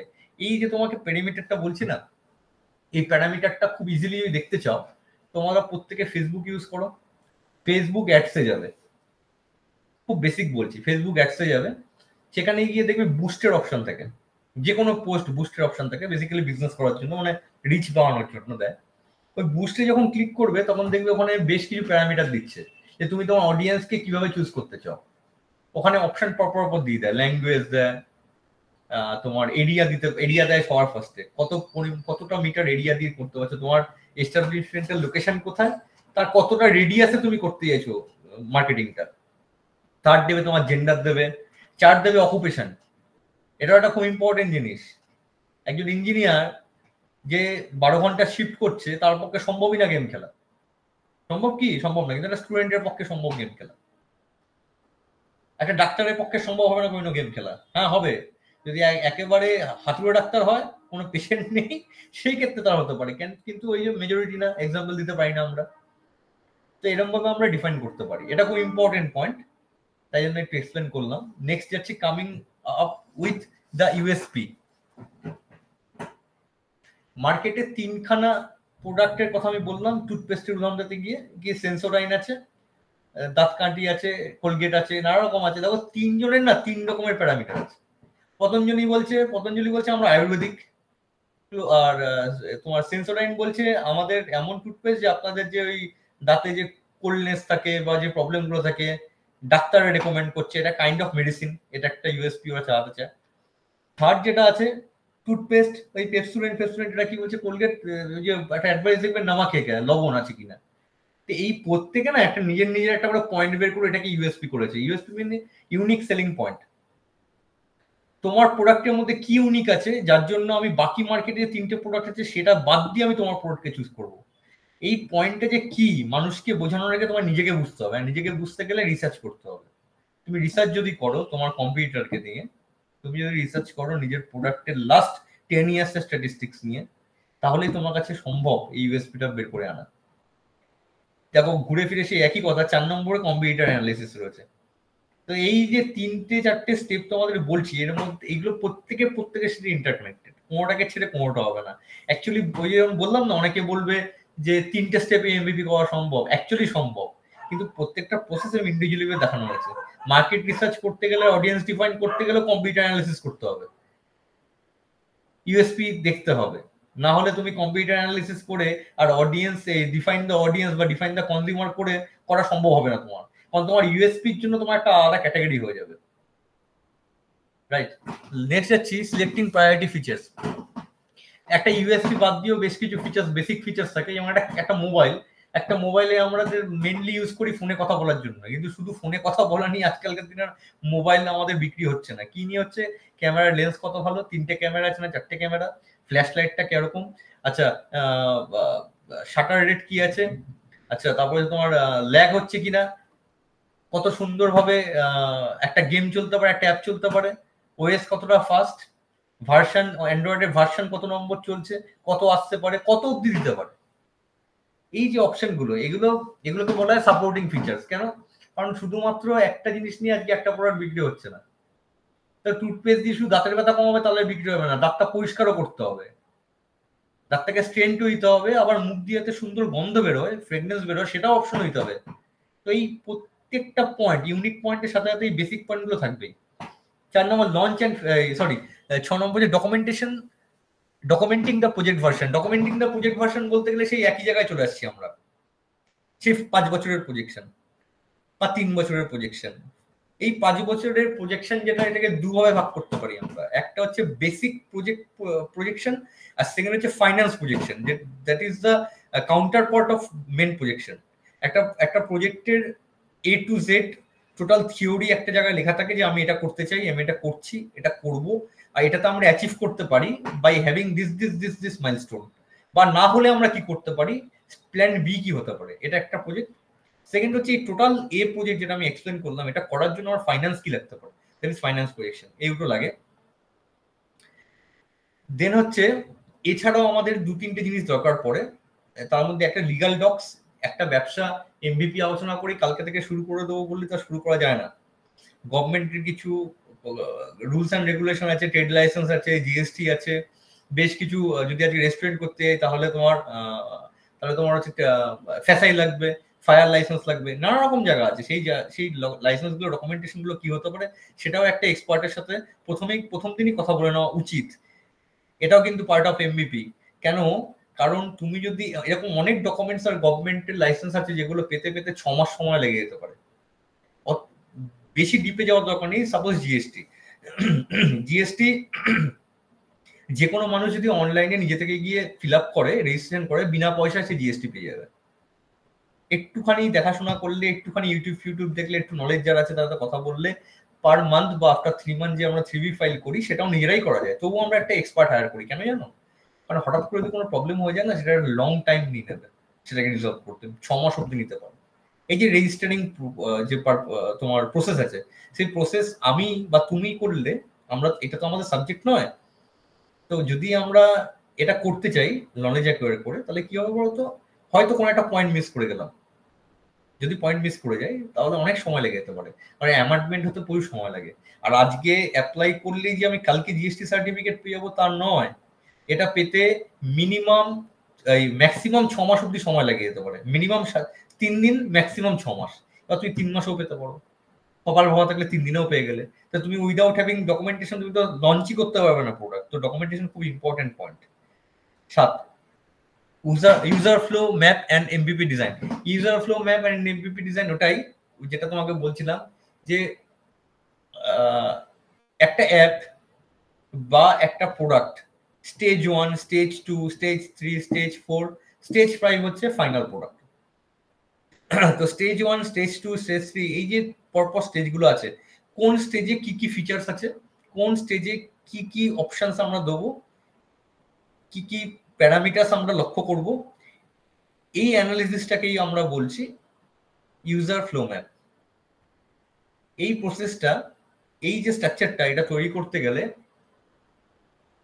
এই বিজনেসটা বা এই প্রোডাক্ট সম্বন্ধে নলেজ আছে এরকম একজন ব্যক্তি, ডকুমেন্টেশন আর ভবিষ্যতের সিনারিও নিয়ে যে কথা বলতে হবে সেরকম একজন ব্যক্তি, এরকম ডিপার্টমেন্টের একজন লোক, বেসিক্যালি R&D। 3 নম্বর হচ্ছে সেলস, 4 নম্বর হচ্ছে মার্কেটিং, 5 নম্বর হচ্ছে ফাইন্যান্সার। এই 4-5 জনকে নিয়ে এই ফ্লো ম্যাপটা তৈরি হয়। কারণ এই ফ্লো ম্যাপটা তৈরি করতে গেলে 5 জনের ইনপুটই খুব ইম্পর্টেন্ট। কারণ তুমি যে প্যারামিটারগুলো দিচ্ছ সেটা কতটা অ্যাক্সেসেবল, কতটা সময় সাপেক্ষ, সেটা তোমাকে বলতে পারে যে প্রোডাক্ট ওরিয়েন্টেড নলেজ যাদের কাছে আছে, যার কাছে আছে, যে রিসার্চ করেছে, রিসার্চ এন্ড টেকনোলজি দিতে পারে। এই প্যারামিটারগুলো দিতে গেলে আলাদা কোনো সার্টিফিকেশনের দরকার নেই। তো এই অপশনগুলো দিতে গেলে গভর্নমেন্টের কোনো রুলস অ্যান্ড রেগুলেশন নেই। তো সেটা দেখানোর জন্য একজন লিগ্যাল পার্সন দরকার যে তোমাকে হেল্প করতে পারে। তৃতীয় ব্যক্তি হচ্ছে তোমার ফাইন্যান্স কন্ট্রোল। এই যে প্যারামিটারগুলো আমরা ইন্ট্রোডাকশন দেবো বা এই প্রসেসগুলো যাব, সেটা কি সেই পরিমাণ অর্থ কি আমরা জোগাড় করতে পারবো, মিনিমাম যে মেন ক্যাপিটাল ইনভেস্টমেন্ট। সেই কারণের জন্য এই টোটাল প্রসেসটা, এই যে স্ট্রাকচারটা আছে, এই স্ট্রাকচারটা এরকম ভাবে ম্যানেজ হয়। এইটাকেই বলা হচ্ছে ইউজার ফ্লো ম্যাপ। পরপর ফার্স্ট স্টেজ, স্টেজ, প্রথম দিন একটা স্টেজ বানানো এরকম ভাবে 1 to 5। পরবর্তীকালে এই স্টেজগুলো চেঞ্জ হয়। কেন হয়? কারণ আমরা যখন অন জব ট্রেনিং করছি বা মার্কেট থেকে ফিডব্যাক নিচ্ছি, তখন সেকেন্ড প্রোডাক্টে যা লঞ্চ করা কথা ছিল হয়তো দেখা গেল সেগুলো ইমপ্লিমেন্টেশন হতে 1 নম্বর প্রোডাক্ট এমনি হয়ে গেছে। তো সেকেন্ডে আমাদের কিছু চেঞ্জেস আসতে পারে, তো এটা চেঞ্জেবল, ভেরিয়েবল। এটা থার্ড আসছি প্ল্যানিং অ্যান্ড ওয়ার্ক অ্যাহেড।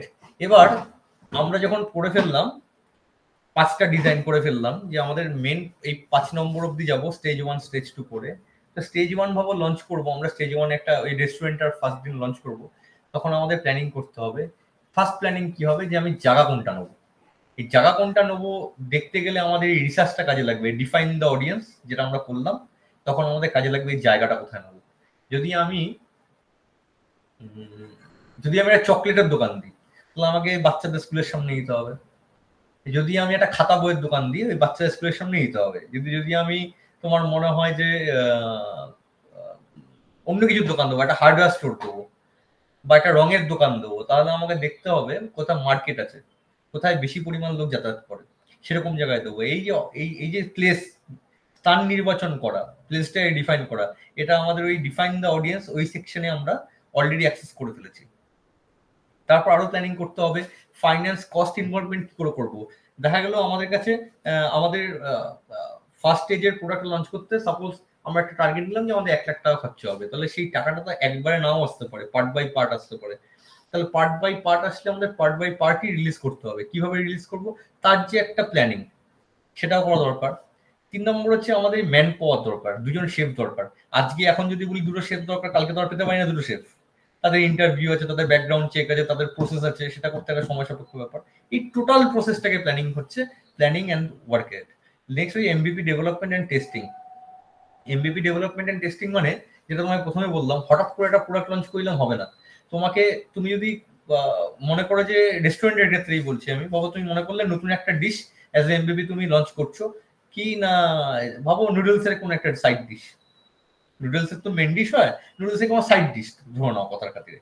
তো সেটা লঞ্চ করার আগে তোমার কি করতে হবে, তোমার নিজস্ব লোক বা তোমার স্টাফ যারা আছে তাদেরকে ডাকলে বলে খেয়ে দেখো তো কেমন টেস্ট, কি মনে হচ্ছে তোমাদের, বা এরকম করে করে আমাদেরকে নিজেদের মধ্যে টেস্টিং করতে হবে। বা নিজেদের যে সমস্ত কাস্টমাররা আমাদের খুব কনফিডেন্স, যারা খুব পছন্দ করে, যাদেরকে আমরা জানি যে কাস্টমাররা ছেড়ে যাবে না, তাদেরকে দেখবেন বিভিন্ন রকম মার্কেটিং পলিসি চলে না, যে বিভিন্ন প্রোডাক্টের ক্ষেত্রে চলে যে এই প্রোডাক্টটা প্রথম লঞ্চ হয়েছে, 1 টাকা দিলে এই প্রোডাক্টটা এতটা পরিমাণে পাওয়া যায়। ফ্লিপকার্টের গ্রসারিতে দেখবে অনেক অপশন থাকে ক্রস সেলিং করার জন্য, যদিও বা সেটা কিন্তু নতুন প্রোডাক্ট ডেভেলপমেন্টের সময় এরকম প্রচুর অফার থাকে যে 50% অফারে, মার্কেটে যে ট্রেন্ডে তার থেকে 50% অফারে আমরা দিচ্ছি। যেমন আইকিউ বলে একটা মোবাইল আছে যার ফিচার্স অ্যান্ড গ্রেডস অনেক হাই, কিন্তু চিরাচরিত মার্কেটে ব্র্যান্ড না এটা একটা, তাই জন্য আইকিউ কে অনেকে চেনে না। কিন্তু আইকিউ যে ফিচার্স দিচ্ছে সেই ফিচার্স OnePlus দিচ্ছে 50,000 টাকায়, আইকিউ দিচ্ছে 20,000 টাকায়। কিন্তু ওর তার মানে কি, আইকিউ তোমার ব্র্যান্ডের সাথে তোমার যে যে সিস্টেম গুলো ইচ্ছে, যে তোমার অ্যাপ গুলো ইচ্ছে, যে স্পেসিফিকেশন গুলো তার থেকে কম্প্রোমাইজ করছে, তা হয়তো নয়। কেন নয়? কারণ কেউ চাইবে না নিজের বিজনেসকে লস করতে। যারা ভালো বিজনেসম্যান, যারা ভালো স্টার্টআপ চালাতে চায়, যাদের ফিউচার ওরিয়েন্টেড গোল আছে, তারা খুব ভালো করে জানে যে আমি যদি ঠিকঠাক প্রোডাক্ট না দিই, আমি যদি ঠিকঠাক ফিচার্স না দিই, আজকে হয়তো মার্কেটে লঞ্চ করলাম 2টো মানুষ কিনলো, পরের দিন আর চলবে না। কোনো বিজনেসই চায় না 2 বছর 3 বছর রান করে বন্ধ করে দিই, সবাই চায় যে একটা লং টাইম ধরেই চলতে চায়। সুতরাং এরকম ভাবে ডেভেলপমেন্ট এন্ড টেস্টিং করা সম্ভব। এই ডেভেলপমেন্ট এন্ড টেস্টিং এর যে প্যারামিটার, বাবু 7 দিন ধরে আমরা ডেভেলপমেন্ট টেস্টিং করলাম বা 3 দিন ধরে করলাম, তার যা টোটাল স্ট্যাটিস্টিক্স এলো সেটা ডিপেন্ড করবে আমাদেরকে গ্রিন সিগন্যাল দেবে না রেড সিগন্যাল দেবে। যদি দেখি যে আমাদের যে average rating more than average, আমাদের যে রেটিং গুলো নিলাম 100টা রেটিং পেলাম, তার মধ্যে দেখা গেলো 60টা রেটিং আছে পজিটিভ, তাহলে আমরা ভাবতে পারি আরেকটু কিছু সময় নিয়ে আরেকটু ডেভেলপ করুন, ভাবতে পারি। যদি দেখা যায় 50, তাহলে আমাদের এখন লঞ্চ করার সময় না, আমাদের আরো সময় লাগবে, আরো ডেভেলপ করা বাকি আছে, আবার টেস্টিং হবে, মানে 7 নম্বর প্রসেস থেকে আবার চেঞ্জ হবে। যদি নেগেটিভ হয় তাহলে সবসময় 7 নম্বর প্রসেস থেকে চেঞ্জ হবে, 1 2 3 যা ছিল মোটামুটি তাই থাকবে, তখন 7 নম্বর প্রসেস থেকে চেঞ্জ হবে যদি লঞ্চ করতে না পারি আমরা। কারণ তাহলে আমাদের যে এমভিপি ডিজাইন আছে, যে মডেলটা, যে ফিচার্স গুলো ইচ্ছে, হয়তো এই ফিচার্স গুলোর মধ্যে কিছু চেঞ্জেস করা দরকার, 2টো ফিচার্স হয়তো আরো বাড়ানো দরকার। হ্যাঁ, আমরা যে প্ল্যানিংটা করেছিলাম যে 2টো শেফ আমরা নেবো, খুব একটা দামি শেফ নেবো না, 2টো শেফ কম দামি নেই, তখন দেখা গেল না পাস করানোর জন্য টেস্ট একদমই আসছে না, 2টো দামি শেফ নিতে হবে। তো বেসিক্যালি 7 নম্বর স্টেজ থেকে আবার চেঞ্জ করা দরকার হয়। নেক্সট স্টেজে যাচ্ছে, নেক্সট স্লাইড হচ্ছে what is the purpose of an MBP. Purpose of MBP already আমরা আলোচনা করেই ফেলেছি, তোমরা সবাই জানো। তো জানার পরেও যেহেতু স্লাইডে আছে টেকনিক্যাল টার্ম, জানার জন্য আমরা একটু আলোচনা করি। হ্যাঁ, টেস্ট দ্য মার্কেট। ওই যে বিভিন্ন রকম ভাবে আমরা মার্কেট এতবার অ্যানালিসিস করে ফেলেছি যে মার্কেটে কি চলতে পারে কি চলতে না পারে, সেই মার্কেট অ্যানালিসিসটা কিন্তু আমাদের খুব ইজি হয়ে যায় এমবিপির ক্ষেত্রে। সেটাই এখানে টেস্ট দ্য মার্কেট বলছে। Gather feedback. এমবিপি আর লিন স্টার্টআপের এই যে মডিউলটা, এই পুরোটাই না কাস্টমার ওরিয়েন্টেড মডেল। এটা কিন্তু ওনার ওরিয়েন্টেড মডেল না। আর কাস্টমার ওরিয়েন্টেড মডেল মানেই কাস্টমারের কাছ থেকে ফিডব্যাক প্রতিটা স্টেজে নিতে হবে, প্রতিটা স্টেপে নিতে হবে। কাস্টমারের কোনটা ভালো লাগছে, বেসিক্যালি কাইন্ড অফ হসপিটালিটি। তোমাকে কাস্টমার ওরিয়েন্টেডই ভাবতে হবে সবসময়। ওরা যেটা চাইছে সেটাই সব থেকে মেন পয়েন্ট হবে। সেটাই এখানে আলোচনা করেছে গ্যাদার ফিডব্যাকে। নেক্সট হচ্ছে রিডিউস রিস্ক।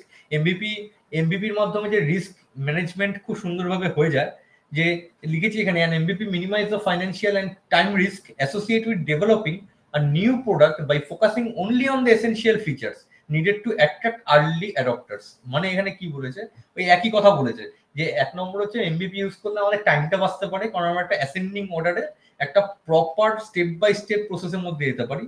ফাইন্যান্সিয়াল রিস্ক কমে। ওই যে 100 টাকা ফার্স্ট ডে আমি তোমাকে বলেছিলাম যে 100 টাকা ইনভেস্ট করে লস খাওয়া আর 1 টাকা ইনভেস্ট করে লস খাওয়ার মধ্যে হেলেন এভেন ডিফারেন্স, অনেকটাই প্রফিট লস লুকিয়ে আছে। সেইটাই আমাদেরকে ফাইন্যান্সিয়াল যে রিস্ক বা বার্ডেন হতে পারে তার থেকে আমাদেরকে সিকিউর করে। আচ্ছা, এই যে প্রসেসে আমরা যাব এমবিপির এ থেকে জেড অবধি, তাতে গিয়ে আমরা বুঝতে পারি যে একটা প্রোডাক্টের বা একটা সার্ভিসের মেন ফিচার্স কি কি দেওয়া উচিত, কোন কোন ফিচার্সগুলোতে বেশি পরিমাণে আমাদের টার্গেট করা উচিত, আর কোনগুলো সাইড ফিচার্স যেগুলো থাকলেও থাকলো না থাকলেও না থাকলো, এরকম কিছু ফিচার্স থাকে। সেগুলোকে আমরা, সেই প্যারামিটারগুলোকে আমরা একটা চ্যানেলাইজ করতে পারি। Accelerate learning. It enables companies to learn quickly about their target market and the product viability, allowing for ফাস্টার iteration and adjustment. দেখো, ঘটনা হচ্ছে যে আমরা যে আলোচনা করলাম এখনো অবধি, তাতে এইটুকুনি আমরা বুঝতে পারলাম যে পুরো মার্কেটটাকে ভাগ করে করে, পুরো মার্কেটের মানে আমরা যে মার্কেটে যে ঢুকবো আমাদের প্রোডাক্টটা নিয়ে, আমাদের চিন্তা ভাবনা রিসার্চে মার্কেটটাকে পরপর ভাগ করে নিলাম। প্রোডাক্টটাকে আমরা 1 to 100 আস্তে আস্তে আস্তে আস্তে ভেঙে ভেঙে ভেঙে ভেঙে ডেভেলপ করলাম।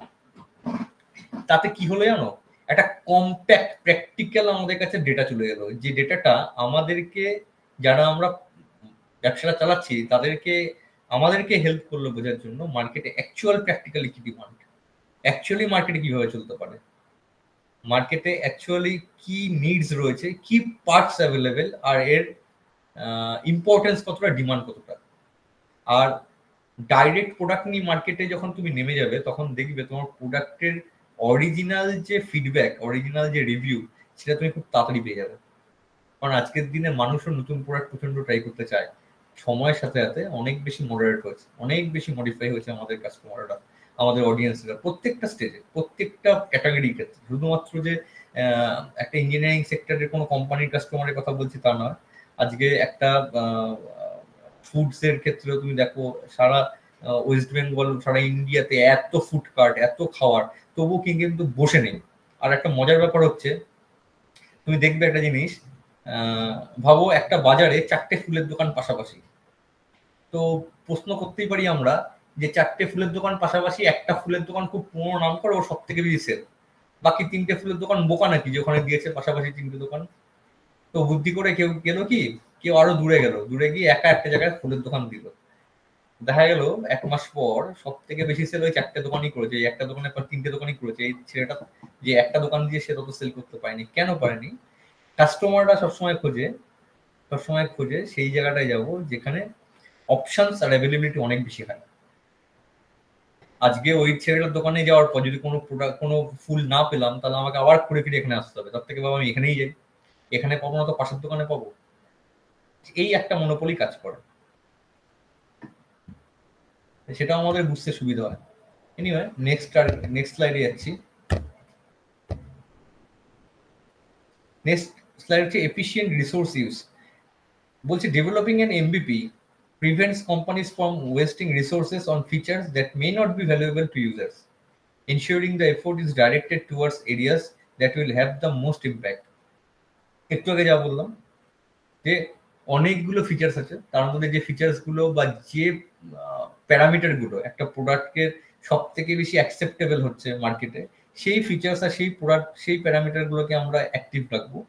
যে ফিচার্স আর প্যারামিটার গুলো কখনো কখনো হয়তো দরকার পড়ছে বা ওয়ান্স আপন এ টাইম হঠাৎ করে একদিন দরকার পড়লো, সেটা যেমন মোবাইলে রেডিও দেওয়ার মতো। এখন স্মার্টফোনে রেডিও কজন ইউজ করেই না।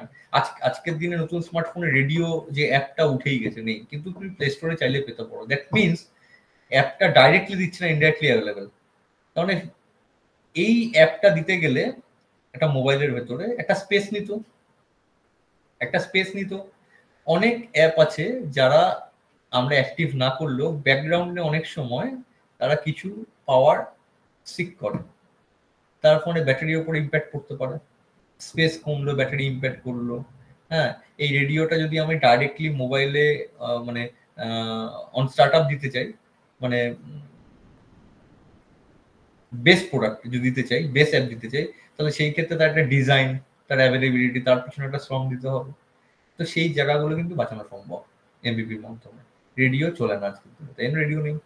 যদি প্রথম রেডিও চলতো, তা আজকের দিনে যদি আমরা এই স্ট্যাটিস্টিক্স না পেতাম, আমার অপশনগুলো বুঝতে না পারতাম, তাহলে আমাদেরকে বেকার খাটনি করে রেডিওটা দিতে হতো। বা এরকম অনেক অ্যাপ আছে।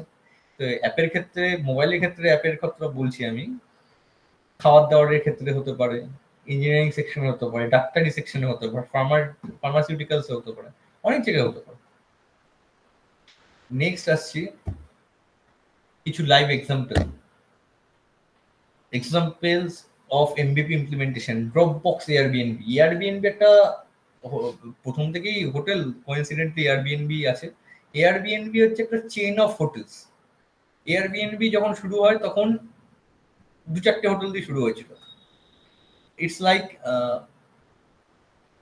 চেইন অফ হোটেলস আর কি। মানে নির্দিষ্ট 3-4টে টুরিস্ট প্লেসে এদের হোটেল ছিল। দার্জিলিং, দীঘা, মন্দারমণি এরকম এরিয়াতে এদের এয়ারবিএনবি ফার্স্ট কিছু প্রজেক্ট ছিল। সেখান থেকে সাকসেসফুল হওয়াতে আস্তে আস্তে তারা নিজের সার্ভিস বাড়িয়ে আজকে অল ওভার ইন্ডিয়াতে এয়ারবিএনবি হোটেল ভর্তি। ড্রপবক্সও সেম। ড্রপবক্স যখন প্রথম লঞ্চ হয়, আমাদের তখন অনেক আর্লি এজ, তখন ড্রপবক্সে কি হতো, ছোট ফাইল দেওয়া সম্ভব ছিল, up to most probably 30 MB কি 45 MB, এই মুহূর্তে আমার ঠিক মাথায় আসছে না। তো ড্রপবক্সে এর বেশি ফাইল দেওয়া সম্ভব ছিল না। ড্রপবক্সে অ্যাক্সেস খুব লিমিটেড ছিল। আস্তে আস্তে আজকে এমন জায়গায় চলে গেছে, ড্রপবক্সের এপিআই ডাইরেক্টলি যে কোনো আইটি ডেভেলপমেন্ট, মানে যে আমরা ওয়েবসাইটগুলো দেখি না, এই ওয়েবসাইটগুলোতে একটা ব্যাকএন্ড প্যানেল থাকে, সেখানে কিছু ডেটা থাকে, কিছু স্ট্যাটিস্টিক্স থাকে, কিছু ব্যাকআপ থাকে যেগুলো রাখতে হয়। তো সেগুলো আলাদাভাবে না রেখে ড্রপবক্সের আজকে নিজস্ব এপিআই আছে, যে এপিআই যে কোনো ওয়েবসাইটের সাথে লিঙ্ক করে দিলে অটোমেটিক্যালি ওয়েবসাইটের ব্যাকআপ ড্রপবক্সে তোমার অ্যাকাউন্টে ঢুকতে থাকবে অ্যাজ এ প্লেস। এটা আজকের দিনে এসছে, প্রথম দিন ছিল না, কারণ তখন ওয়েবসাইটেরও অত চলছিল। আস্তে আস্তে ডেভেলপ হয়ে এই জায়গাটা এসছে। তো এমভিপির মাধ্যমেই এটা করা সম্ভব হয়েছে। ড্রপবক্স ওই লঞ্চ করলো 50 GB, 100 GB, 200 GB করতে এসে। তো এই দুটো খুব ভালো এক্সাম্পল।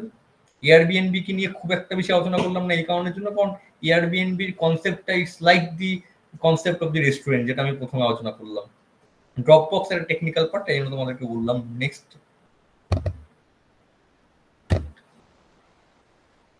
এমভিপি মধ্যেও বেশ কিছু মিস্টেকস আছে যেগুলো আমরা অ্যাভয়েড করতে পারি না। তার জন্য আমাদের এমভিপি যে টোটাল যে এমভিপি ওরিয়েন্টেড যে প্রজেক্ট আছে সেটা অনেক সময় রান করতে চায় না। সেটা কি, এমভিপিতে ফার্স্ট মিস্টেক হচ্ছে over building, adding two many features in the MVP. MVP মানে সবসময় version 1, 0.01, this is the MVP version. তো 0.001-এ যত বেশি কম দেওয়া যায়, মেন একটা মোবাইল যদি 0.01-এ আমাকে বিক্রি করতে হয়, লঞ্চ করতে হয়, তাহলে তার মেন ফিচার সেটাই হবে কলিং, আর সেটাই বেস দেবো, এতে কোনো প্রবলেম না হয়, ড্রপ হবে না, স্পিকারে কোনো প্রবলেম হবে না, মাউথ পিক ঠিক থাকবে, এই যে জিনিসগুলো আছে, মাইকগুলো ঠিক থাকবে, বেসিক ফিচার রাখবো, খুব বেশি আমাদের ফিচার্স দেওয়ার দরকার নেই। তাহলে কিনা এটা ওভার বিল্ডিং হয়ে যায়, ভার্সন 1 হয় না, ভার্সন 2 এর জন্য কিছু থাকবেই না। সেটা তোমাকে বুঝে এগাতে হবে যে কোন একটা প্রোডাক্ট যখন তুমি লঞ্চ করবে, এমভিপি যখন তুমি করছো, তখন তোমার কাছে সেই প্রোডাক্টের নলেজ তো আছেই, তো তুমি বুঝতেই পারছো একটা প্রোডাক্টের বেসিক প্যারামিটার কি হতে পারে। যখন বেসিক প্যারামিটার তুমি জানোই, আর যদি সেই প্যারামিটারকে বেস করে তুমি 5টা ভার্সনে তোমার প্রোডাক্টকে লঞ্চ করতে চাও, 1 2 3 4 5, তা তুমি জানবে 1 এ আমার কি দেওয়া দরকার, 2 এ কি দেওয়া দরকার। 2 এর কিছু পার্টস নিয়ে 1 এ দিয়ে দিলাম, আরো সুন্দর লাগবে দেখতে বা ভালো লাগবে, তাই তোমারই লস। বাই চান্স যদি প্রোডাক্টটা লঞ্চ না করে, এই রান না করে, তখন কি করবে? এই জন্য ওভার বিল্ডিং দরকার নেই। নেক্সট আসছি ইগনোরিং ফিডব্যাক। এই যেটা বললাম, ফার্স্টে একটা পয়েন্ট বলেছিলাম যে ফিচার্স গুলো আছে, যে ফিডব্যাক গুলো আছে, যে রিভিউ গুলো আছে, রিভিউ এর ফিডব্যাক নিলাম মানেই যে সেটাকে ইমপ্লিমেন্ট করতে হবে তা কি? একটা প্রশ্নবোধক চিহ্ন, একটা এক্সক্লেমেটরি সাইন। না, তা নয়। কিন্তু তার মানে এটা নয় যে সবসময় আমি সেটাকে ইগনোর করবো। যে ফিডব্যাক আর রিভিউ গুলো আমরা নিচ্ছি তার মধ্যে বেশ কিছু ইম্পর্টেন্ট পয়েন্ট থাকতে পারে, যে পয়েন্টগুলো তোমাদেরকে বারবার অ্যানালিসিস করা উচিত, যে কোনো বিজনেসম্যানকে বারবার অ্যানালিসিস করা উচিত যে পয়েন্টগুলো কি কি, আর সেগুলো যতটা সম্ভব ইমপ্লিমেন্ট করা উচিত। তবে হ্যাঁ, যেটা তখন আলোচনা করে বলেছিলাম, যে কিছু কিছু ক্ষেত্রে ওয়েট করতে হয়, অপশন থাকে না, ফাইন্যান্সিয়াল ব্যাপার থাকে, ডকুমেন্টেশনের ব্যাপার থাকে, সেই কারণের জন্য ওয়েট করতে হয়। কিন্তু তাছাড়া যদি অপশন থাকে, সবসময় সেটাকে প্রায়োরিটি দেওয়া উচিত। 3 হচ্ছে টার্গেটিং দ্য রং অডিয়েন্স। ওই যে প্রথমে যখন এই কিছুক্ষণ আগে যখন ওই স্লাইডটা আমরা আলোচনা করছিলাম এজের বেসিসে, এখন যদি আমি একটা গেম লঞ্চ করলাম, সাপোজ ফিফা 2024 লঞ্চ করলাম, লঞ্চ করে বাবা ওটা ফেসবুক মার্কেটিং করলাম, সব 50 এজ যাদের বা 40 আপ যাদের এজ, তাদের প্রোফাইলে অটোমেটিক মেসেজ যাচ্ছে, অ্যাডভার্টাইজ যাচ্ছে। তাহলে কি বিক্রি হবে? জীবনে কোনো হবে না। তোমার টার্গেট অডিয়েন্সই না। আমি এটা বলছি না যে 40 আপ বা 50 আপ গেম খেলে না, খেলে হয়তো 1% খেলে, কিন্তু তুমি যদি 18 থেকে 24 যাও, 100%-এর মধ্যে 80% লোক খেলে। তো having the chances of sale from the audience group is best for 18 থেকে 24 রাদার দেন 40 আপ বা 50 আপ। তো এই অডিয়েন্সকে চয়েস করাটা খুব ইম্পর্টেন্ট একটা ফ্যাক্টর। আর বাকি যে ফ্যাক্টরগুলো আছে, সেই ফ্যাক্টরগুলো রিসার্চ করার সময় আমরা যে ফ্যাক্টরগুলোকে পয়েন্ট আউট করেছি এই স্লাইডটাতে, এই স্লাইডটাতে আমরা যে পয়েন্টগুলো অ্যানালিসিস করেছি, এই পয়েন্টগুলোর যথাযথ ঠিকঠাক মাপ নিয়ে আমাদের এই এমভিপি মডেল যদি আমরা তৈরি করতে পারি, কোনো কিছু যদি ওভারলোড না করি, কোনো কিছু যদি কম বা বেশি না করি, টাকা বাঁচানোর জন্য, যে আমি সাপোজ আমার বাজেট হয়েছে ভার্সন 1 এর জন্য 5,000 টাকা, সেকেন্ড ভার্সনের জন্য 10,000 টাকা, থার্ড ভার্সনের জন্য 15,000 টাকা, দেখা গেল ফার্স্ট ভার্সনে 5,000 টাকার মধ্যে আমি চাইছি 500 টাকা বাঁচাই। এ সমস্ত করলে হবে না। কেন হবে না? ফাইন্যান্স, লিকুইড মানি প্রচন্ড পরিমাণে অ্যাভেলেবেল রাখতে হয় ফর অ্যান এমভিপি। ধরে নিতে হয় প্রথম স্টার্ট আপে, এটা বিয়ন্ড এমভিপি আমি বলছি, যে কোনো স্টার্ট আপের ক্ষেত্রে বা নতুন যে কোনো প্রজেক্ট লঞ্চ বা যে কোনো প্রোডাক্ট লঞ্চ বা সফটওয়্যার লঞ্চ বা সার্ভিস লঞ্চের ক্ষেত্রে কি করতে হয়, একটা টার্গেট নিতে হয় যে প্রথম 6 মাস বা প্রথম 1 বছর আমার ফাইন্যান্স কি আছে তার উপর বেস করে, যে এতটা দিন বা এতটা সময় আমি আমার প্রফিটে হাত দেবো না, আমি আমার প্রফিটটাকে সেভ করতে পারি। সেভ করে কেন রাখবো? কারণ আমার নতুন লঞ্চ প্রোডাক্ট হঠাৎ করে যদি কোনো প্রবলেম হয়, সার্টেন ডেভেলপমেন্ট আমি এই মানি থেকে করতে পারি। এই যে মেন্টালিটি, এরকম অ্যাকচুয়ালি কি কি প্রবলেম আসতে পারে, সেই প্রবলেম আসার কোনো শেষ নেই। প্র্যাকটিক্যাল প্রবলেম হাজার হাজার রয়েছে। যতটা সম্ভব আমরা নিজেদেরকে গুছিয়ে চলতে পারি, যতটা সম্ভব আমাদের এই প্রজেক্টকে বাঁচিয়ে নিয়ে চলতে পারি, সেটার দিকে লক্ষ্য রাখতে হবে। আর সেটা একমাত্র সম্ভব মার্কেট রিসার্চ আর কম্পিউটার অ্যানালিসিস করলে কিন্তু অনেক সময় আমরা এটা জেনে যেতে পারি অনেক প্রজেক্ট ফেল হলো কেন। ও দেখা গেল কোনো আমার same computer, suppose toothpaste, Patanjali 3 নম্বর 2017-তে পতঞ্জলি কেন ফেল করেছিল, বা 2018-তে কেন ফেল করেছিল, 2020-তে আবার ম্যাসিভ সাকসেস পেয়েছে কেন? এই পয়েন্টগুলো দেখলে আমাদের একটা থট ক্লিয়ার হবে। উবের এমভিপি, উবারের অবস্থাও সেম ছিল। উবার যখন প্রথম শুরু হয়, উবার শুরু হয়েছিল একটা কান্ট্রি দিয়ে, তার লিমিটেড কিছু অপশন ছিল, যেটা আমি তোমাকে কিছুক্ষণ আগে বলছিলাম না, যে শেয়ার অপশন রয়েছে, শেয়ার অপশন নেই। ওয়েস্ট বেঙ্গলের ক্ষেত্রে নেই, কিন্তু ওয়েস্ট বেঙ্গলের বাইরে আছে। আগে কি ছিল? আগেই ছিল শুধু উবারে গো ছিল বা ইন্টারসিটি, মানে তুমি শুধুমাত্র একটা এলাকার মধ্যে, কলকাতার মধ্যে যেতে পারো, কলকাতার বাইরে যেতে পারবে না। উবের অপশন ছিল না। পরবর্তীকালে ডেভেলপ হয়ে এলো কি ইন্টারসিটি বলে একটা অপশন এলো, যেখান থেকে তুমি কলকাতা থেকে দুর্গাপুর যাও, হলদিয়া যাও, যেখানে ইচ্ছে যাও, যেতে পারো, শিলিগুড়ি যাও, বুক করা সম্ভব। কিন্তু আগে এটা ছিল না। এটা কখন এলো? আস্তে আস্তে আস্তে উবের একটা মার্কেট গ্র্যাব করলো। উবের এমন মার্কেট গ্র্যাব করলো, দেখো আজকে ওর কম্পিউটার ওলা ওয়েস্ট বেঙ্গলে নেই বললেই চলে। কারণ ও কলকাতা বা ওয়েস্ট বেঙ্গল বেস, যে আমাদের ওয়েস্ট বেঙ্গল বলাটা ভুল হবে, কারণ উবের পুরো ওয়েস্ট বেঙ্গলে নেই, কিছু কিছু জায়গাতেই আছে, নদিয়াতে আছে, কলকাতাতে আছে। তো এইখানকার যে কাস্টমারের মেন্টালিটি আর যে প্রাইসিং, সেটাকে ম্যাচ করাতে পেরেছে থ্রু এমভিপি। একদিনে তো পারেনি, প্রথম দিন পারেনি, দ্বিতীয় দিন পেরেছে, তৃতীয় দিন পেরেছে, করতে করতে করতে একটা জায়গায় এসছে এমভিপির মাধ্যমে। দেখো উবের টিকে গেল, ওলা কিন্তু টিকতে পারেনি। ওলা কিন্তু অ্যাকচুয়ালি এমভিপি প্রসেসকে খুব একটা ফলো করেছে তার নয়। যদি করতো তাহলে অনেক বেসিক ফিচার্স ওরা প্রথম দিন লঞ্চ করে দিয়েছিল, যেটা করা হয়তো উচিত ছিল না। যেমন অ্যাডভান্স ফিচার্স ছিল, যেমন যে শেয়ারিং অপশন ছিল। Sharing option can be a base model option, এটা বেস মডেল অপশন হতেই পারে না। তো এই ছিল আমাদের মোটামুটি MVP.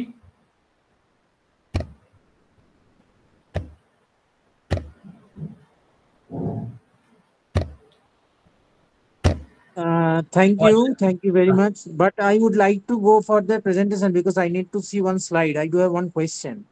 Oh, sure, sir. After listening to from the very beginning, while I was getting that subset set that picture, let me come to that slide. I think this idea is now traditional. I mean, in the modern era, this has been converted into some theoretical terminologies and all these things. But Japan used to adopt it since long time. But আমার যেটা মনে হচ্ছে আমাদের India এটা না এটা প্রথম দিকে স্লাইড ছিল, প্রথম দিকে যেটা তো ওই অ্যাপ্লাই হ্যাঁ এক্স্যাক্টলি। এই যে এটা না পরেরটা এক্স্যাক্টলি। এই টোটাল যে জিনিসটা দেখতে পাচ্ছি একটু একটু করে করা হয়েছে, test trial and error method টাইপের। এটা কিন্তু গুজরাটিরা এটাই ফলো করে। হ্যাঁ, যে কোনো বুদ্ধিমান ব্যবসায়ীরা এটাই করবে স্যার। মানে গুজরাটিরা অ্যাকচুয়ালি লিন স্টার্টআপ আর এমভিপিটাই দেখে। ওরা 3 বছরের একটা স্প্যান রাখে, 3 বছরে মার্কেট বুঝে গেলে কন্টিনিউ হয়, নাহলে ছেড়ে দিল চেঞ্জ। মানে অ্যাকচুয়ালি এই থিওরিটা পুরোটাই গুজরাটিরা ফলো করে। বাট হয়তো ওরা এই লিন স্টার্টআপ এমভিপি এগুলো এইভাবে জানে না।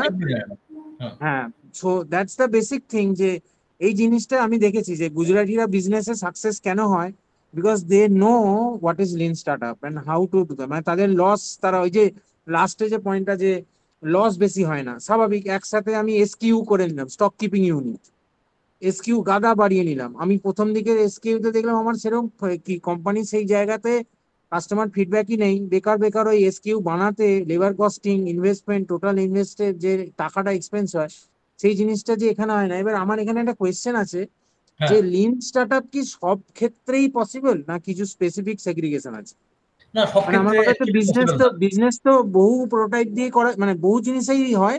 তো এগুলোর কি কোনো স্পেসিফিক কোনো টার্গেট আছে যে এই ধরনের বিজনেসেই লিন স্টার্টআপে সাকসেস বেশি হতে পারে? দেখুন স্যার, বেসিক্যালি সব বিজনেসে লিন স্টার্টআপ সাকসেসফুলি ওরিয়েন্টেড করা যায়। কিন্তু এবার যদি আপনি বলেন যে একটা পেট্রোকেমিক্যাল একটা কোম্পানিতে আমি লিন স্টার্টআপ করবো, হ্যাঁ ওখানেও সম্ভব। কিন্তু ওদের ভার্সন 1-ই হয়তো দেখা গেল 500 কোটি টাকা। কিন্তু প্রসেসটা ওরিয়েন্ট করা সম্ভব, কিন্তু ফান্ডিংটা অনেক বেশি।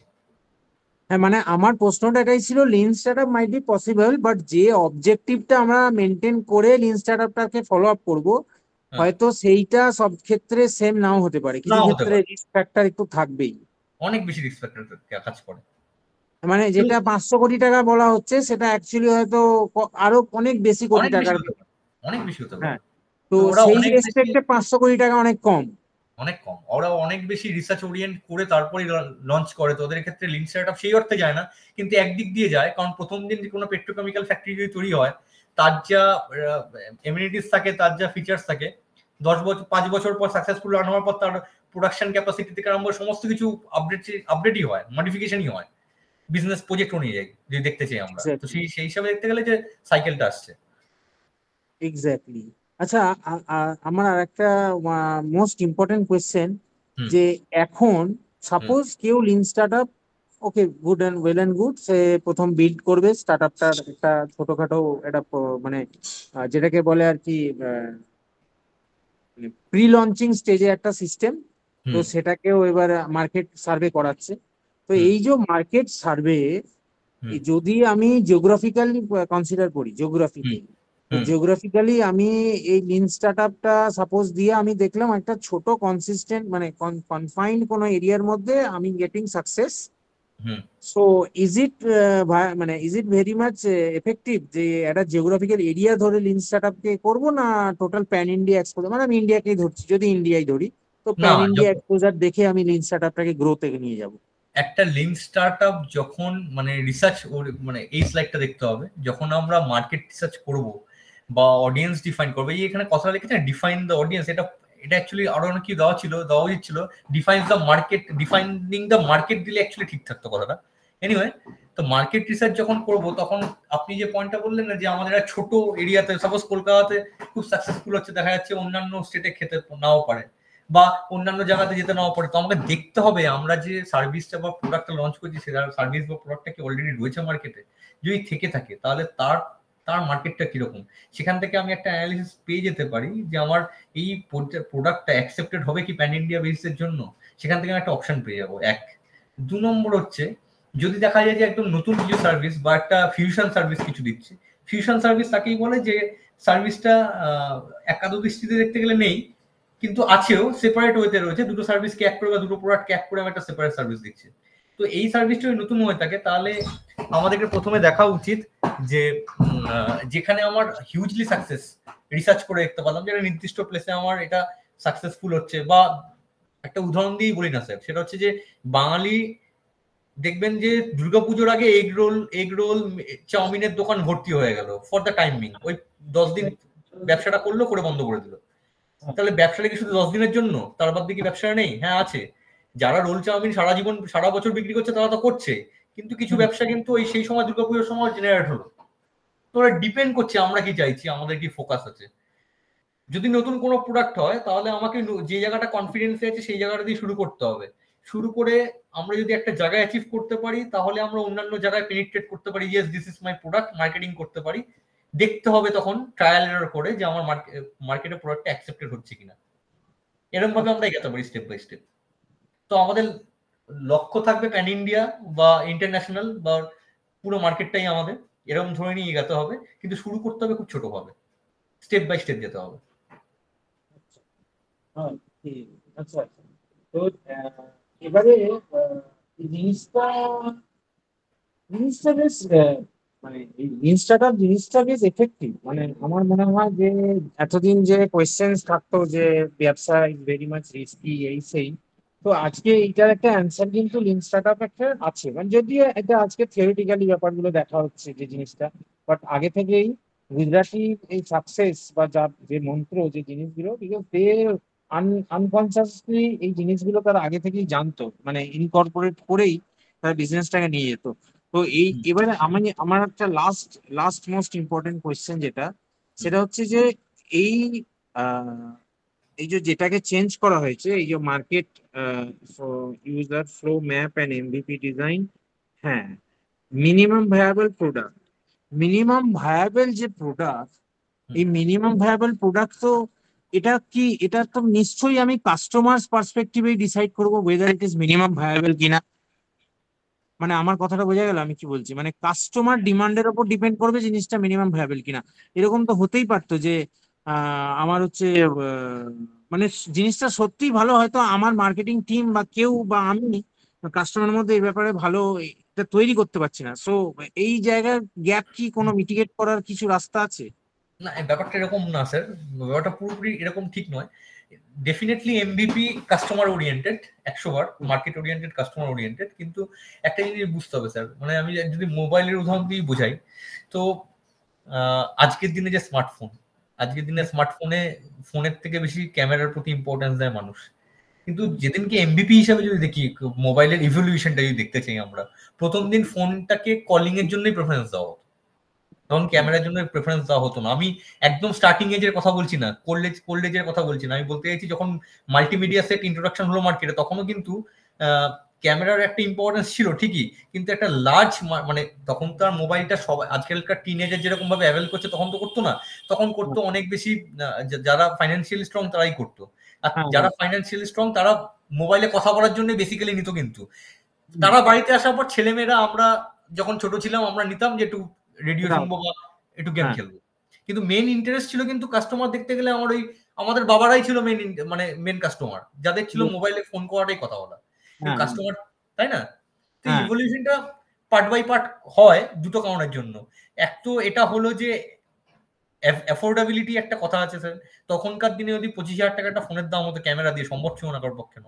মার্কেট অ্যাফোর্ডেবিলিটি একটা ব্যাপার আছে। 2 নম্বর হচ্ছে স্যার, প্রত্যেকটা ফিচার্সকে যদি স্ট্রং করতে হয় না, এটা আমি এই স্লাইডের বাইরে গিয়ে বলছি, আমরা যদি আস্তে আস্তে কোনো জিনিস ছাড়ি না, প্রথমে ফোন শুধু কথা, এরপর হঠাৎ করে 1 বছর পর দিলাম ক্যামেরাটা, যদি একবারে সব দিই না, তাদের যা ইম্পর্টেন্স পায় প্রতিটা সার্ভিস বা প্রতিটা ফিচার্স, আস্তে আস্তে এলে সেই ফিচার্সের ডিমান্ড আর অ্যাকসেপ্টেন্স অনেক বেশি হয়, কারণ মানুষের কাছে এক্সপ্লোর করার সময় থাকে।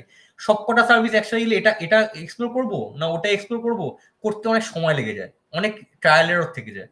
কিন্তু একটা টাইম গ্যাপিং থাকলে না, প্রত্যেকটা অ্যাপ বা প্রত্যেকটা ফিচার্সকে পারফেক্টলি কাস্টমারও ঠিক মতো ওটাকে ইউজ করতে পারে আর কি, বুঝতে পারে। মানে জিনিসটা আমার ক্লিয়ার প্রচুর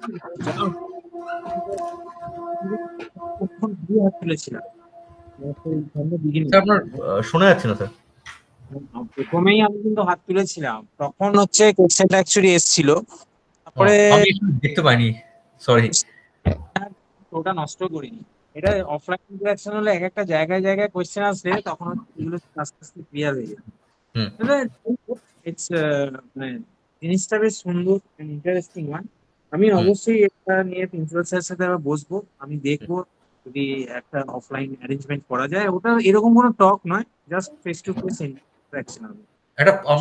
আমার একটা ফার্স্ট যেটা আপনাদের সাথে যে একটা ফার্স্ট সেমিনার করেছিলাম, প্রোডাক্ট মার্কেট ফিট আর প্রবলেম, যেটা ওটার সাথে মানে এগুলো না প্রত্যেকটা কানেক্টেড স্যার, প্রত্যেকটা অ্যাকচুয়ালি কি বলছে গভর্নমেন্ট এখন এইটাকে টার্গেট করে দিচ্ছে তো এইভাবে অ্যারেঞ্জ করতে, কারণ গভর্নমেন্ট জানে যে ইট উইল টেক টাইম। আজ বলছে মানে আজ হবে না, বহুকাল আগে স্বাধীনতা যুদ্ধ শুরু হয়েছিল 47-এ গিয়ে আমরা ঠিকই। তো it's a big deal, challenging. মানে স্কুলগুলো যদি না এগুলো ক্যাপচার করে না, একটু টাইম টেকিং হয়ে যাচ্ছে। স্কুলে যদি এটা নিয়ে আমাদের এবারে আছে প্রোগ্রামে, স্কুল এক্সপোজার আউটরিচ আছে, স্কুলে যাব এই ব্যাপারে বলবো, মানে তারা এডুকেশনটাই এই জায়গায় নিয়ে যাক যে এন্টারপ্রেনারশিপ ভাবনা বা জব ক্রিয়েট বা নিজের আইডিয়াটাকে মানুষের সেবার জন্য যদি লাগানো যায়। তো এই টাইপের একটা এরা শুরু করেছে এবারে নতুন ভাবে আমাদের কাছে প্রজেক্ট বেস লেভেলে শুরু করা অ্যাকচুয়ালি ঠিকই বলেছেন স্যার। স্কুল আউটরিচ আমাদেরকে বলেছে, এবারে স্কুল আউটরিচের জন্য অলরেডি বলেছে একটা কন্ডাক্ট করতে, আমরা কথা বলেছি, আমরা যাবো। ও দেখা যাক এবার স্কুল থেকে কিরকম ফিডব্যাক আসে। এখন তো পাবো না ভালো ফিডব্যাক, কারণ ন্যাচারালি, কারণ students are not accustom, most of the faculties এখন এটা নিয়ে ক্লাসে তাহলে মিনিমাম আলোচনাটা করতে হবে 2 মিনিট আলোচনা করতে হবে। So it will take time, but thank you. মানে আমার কালকে ওই ভালো লাগছিল যে আমাদের এইটার জন্য যদি ওই ইয়েটা করা হয়, নিজের কাজ থাকলে তো ইটস ওয়েল এন্ড গুড। আরেকটা জিনিস স্যার, মানে এই সমস্ত টপিকগুলো না, এই সমস্ত টপিকগুলো অনেক বেশি এই ওয়ান টাইমসে মানে এক পক্ষে বলে যাচ্ছি, এটার থেকে না ইন্টারেক্টিভ হলে না অনেক বেশি হেল্পফুল, অনেক। পরের নেক্সট আমি যখন সেশন করবো সেটা আমি অফলাইন করে দেবো। আমি কথা বলিনি, আমি কথা বলে তো টাইমই পেলাম না। আমি তো ওই জন্যই প্রথমে বলে যে এটা হাইব্রিড করে নেবো। So it's okay, no problem. আমি হাইব্রিডটা করে নেওয়ার জন্য আমি আর বলিনি, আর বলা সম্ভব না, কালকে ফাউন্ডেশন ডে ছিল, এইসব জন্য ওই জন্য অ্যারেঞ্জ মানে বসে আলোচনা করার টাইম হয়নি। Anyways, thank you very much for your time. Thank you sir, thank you.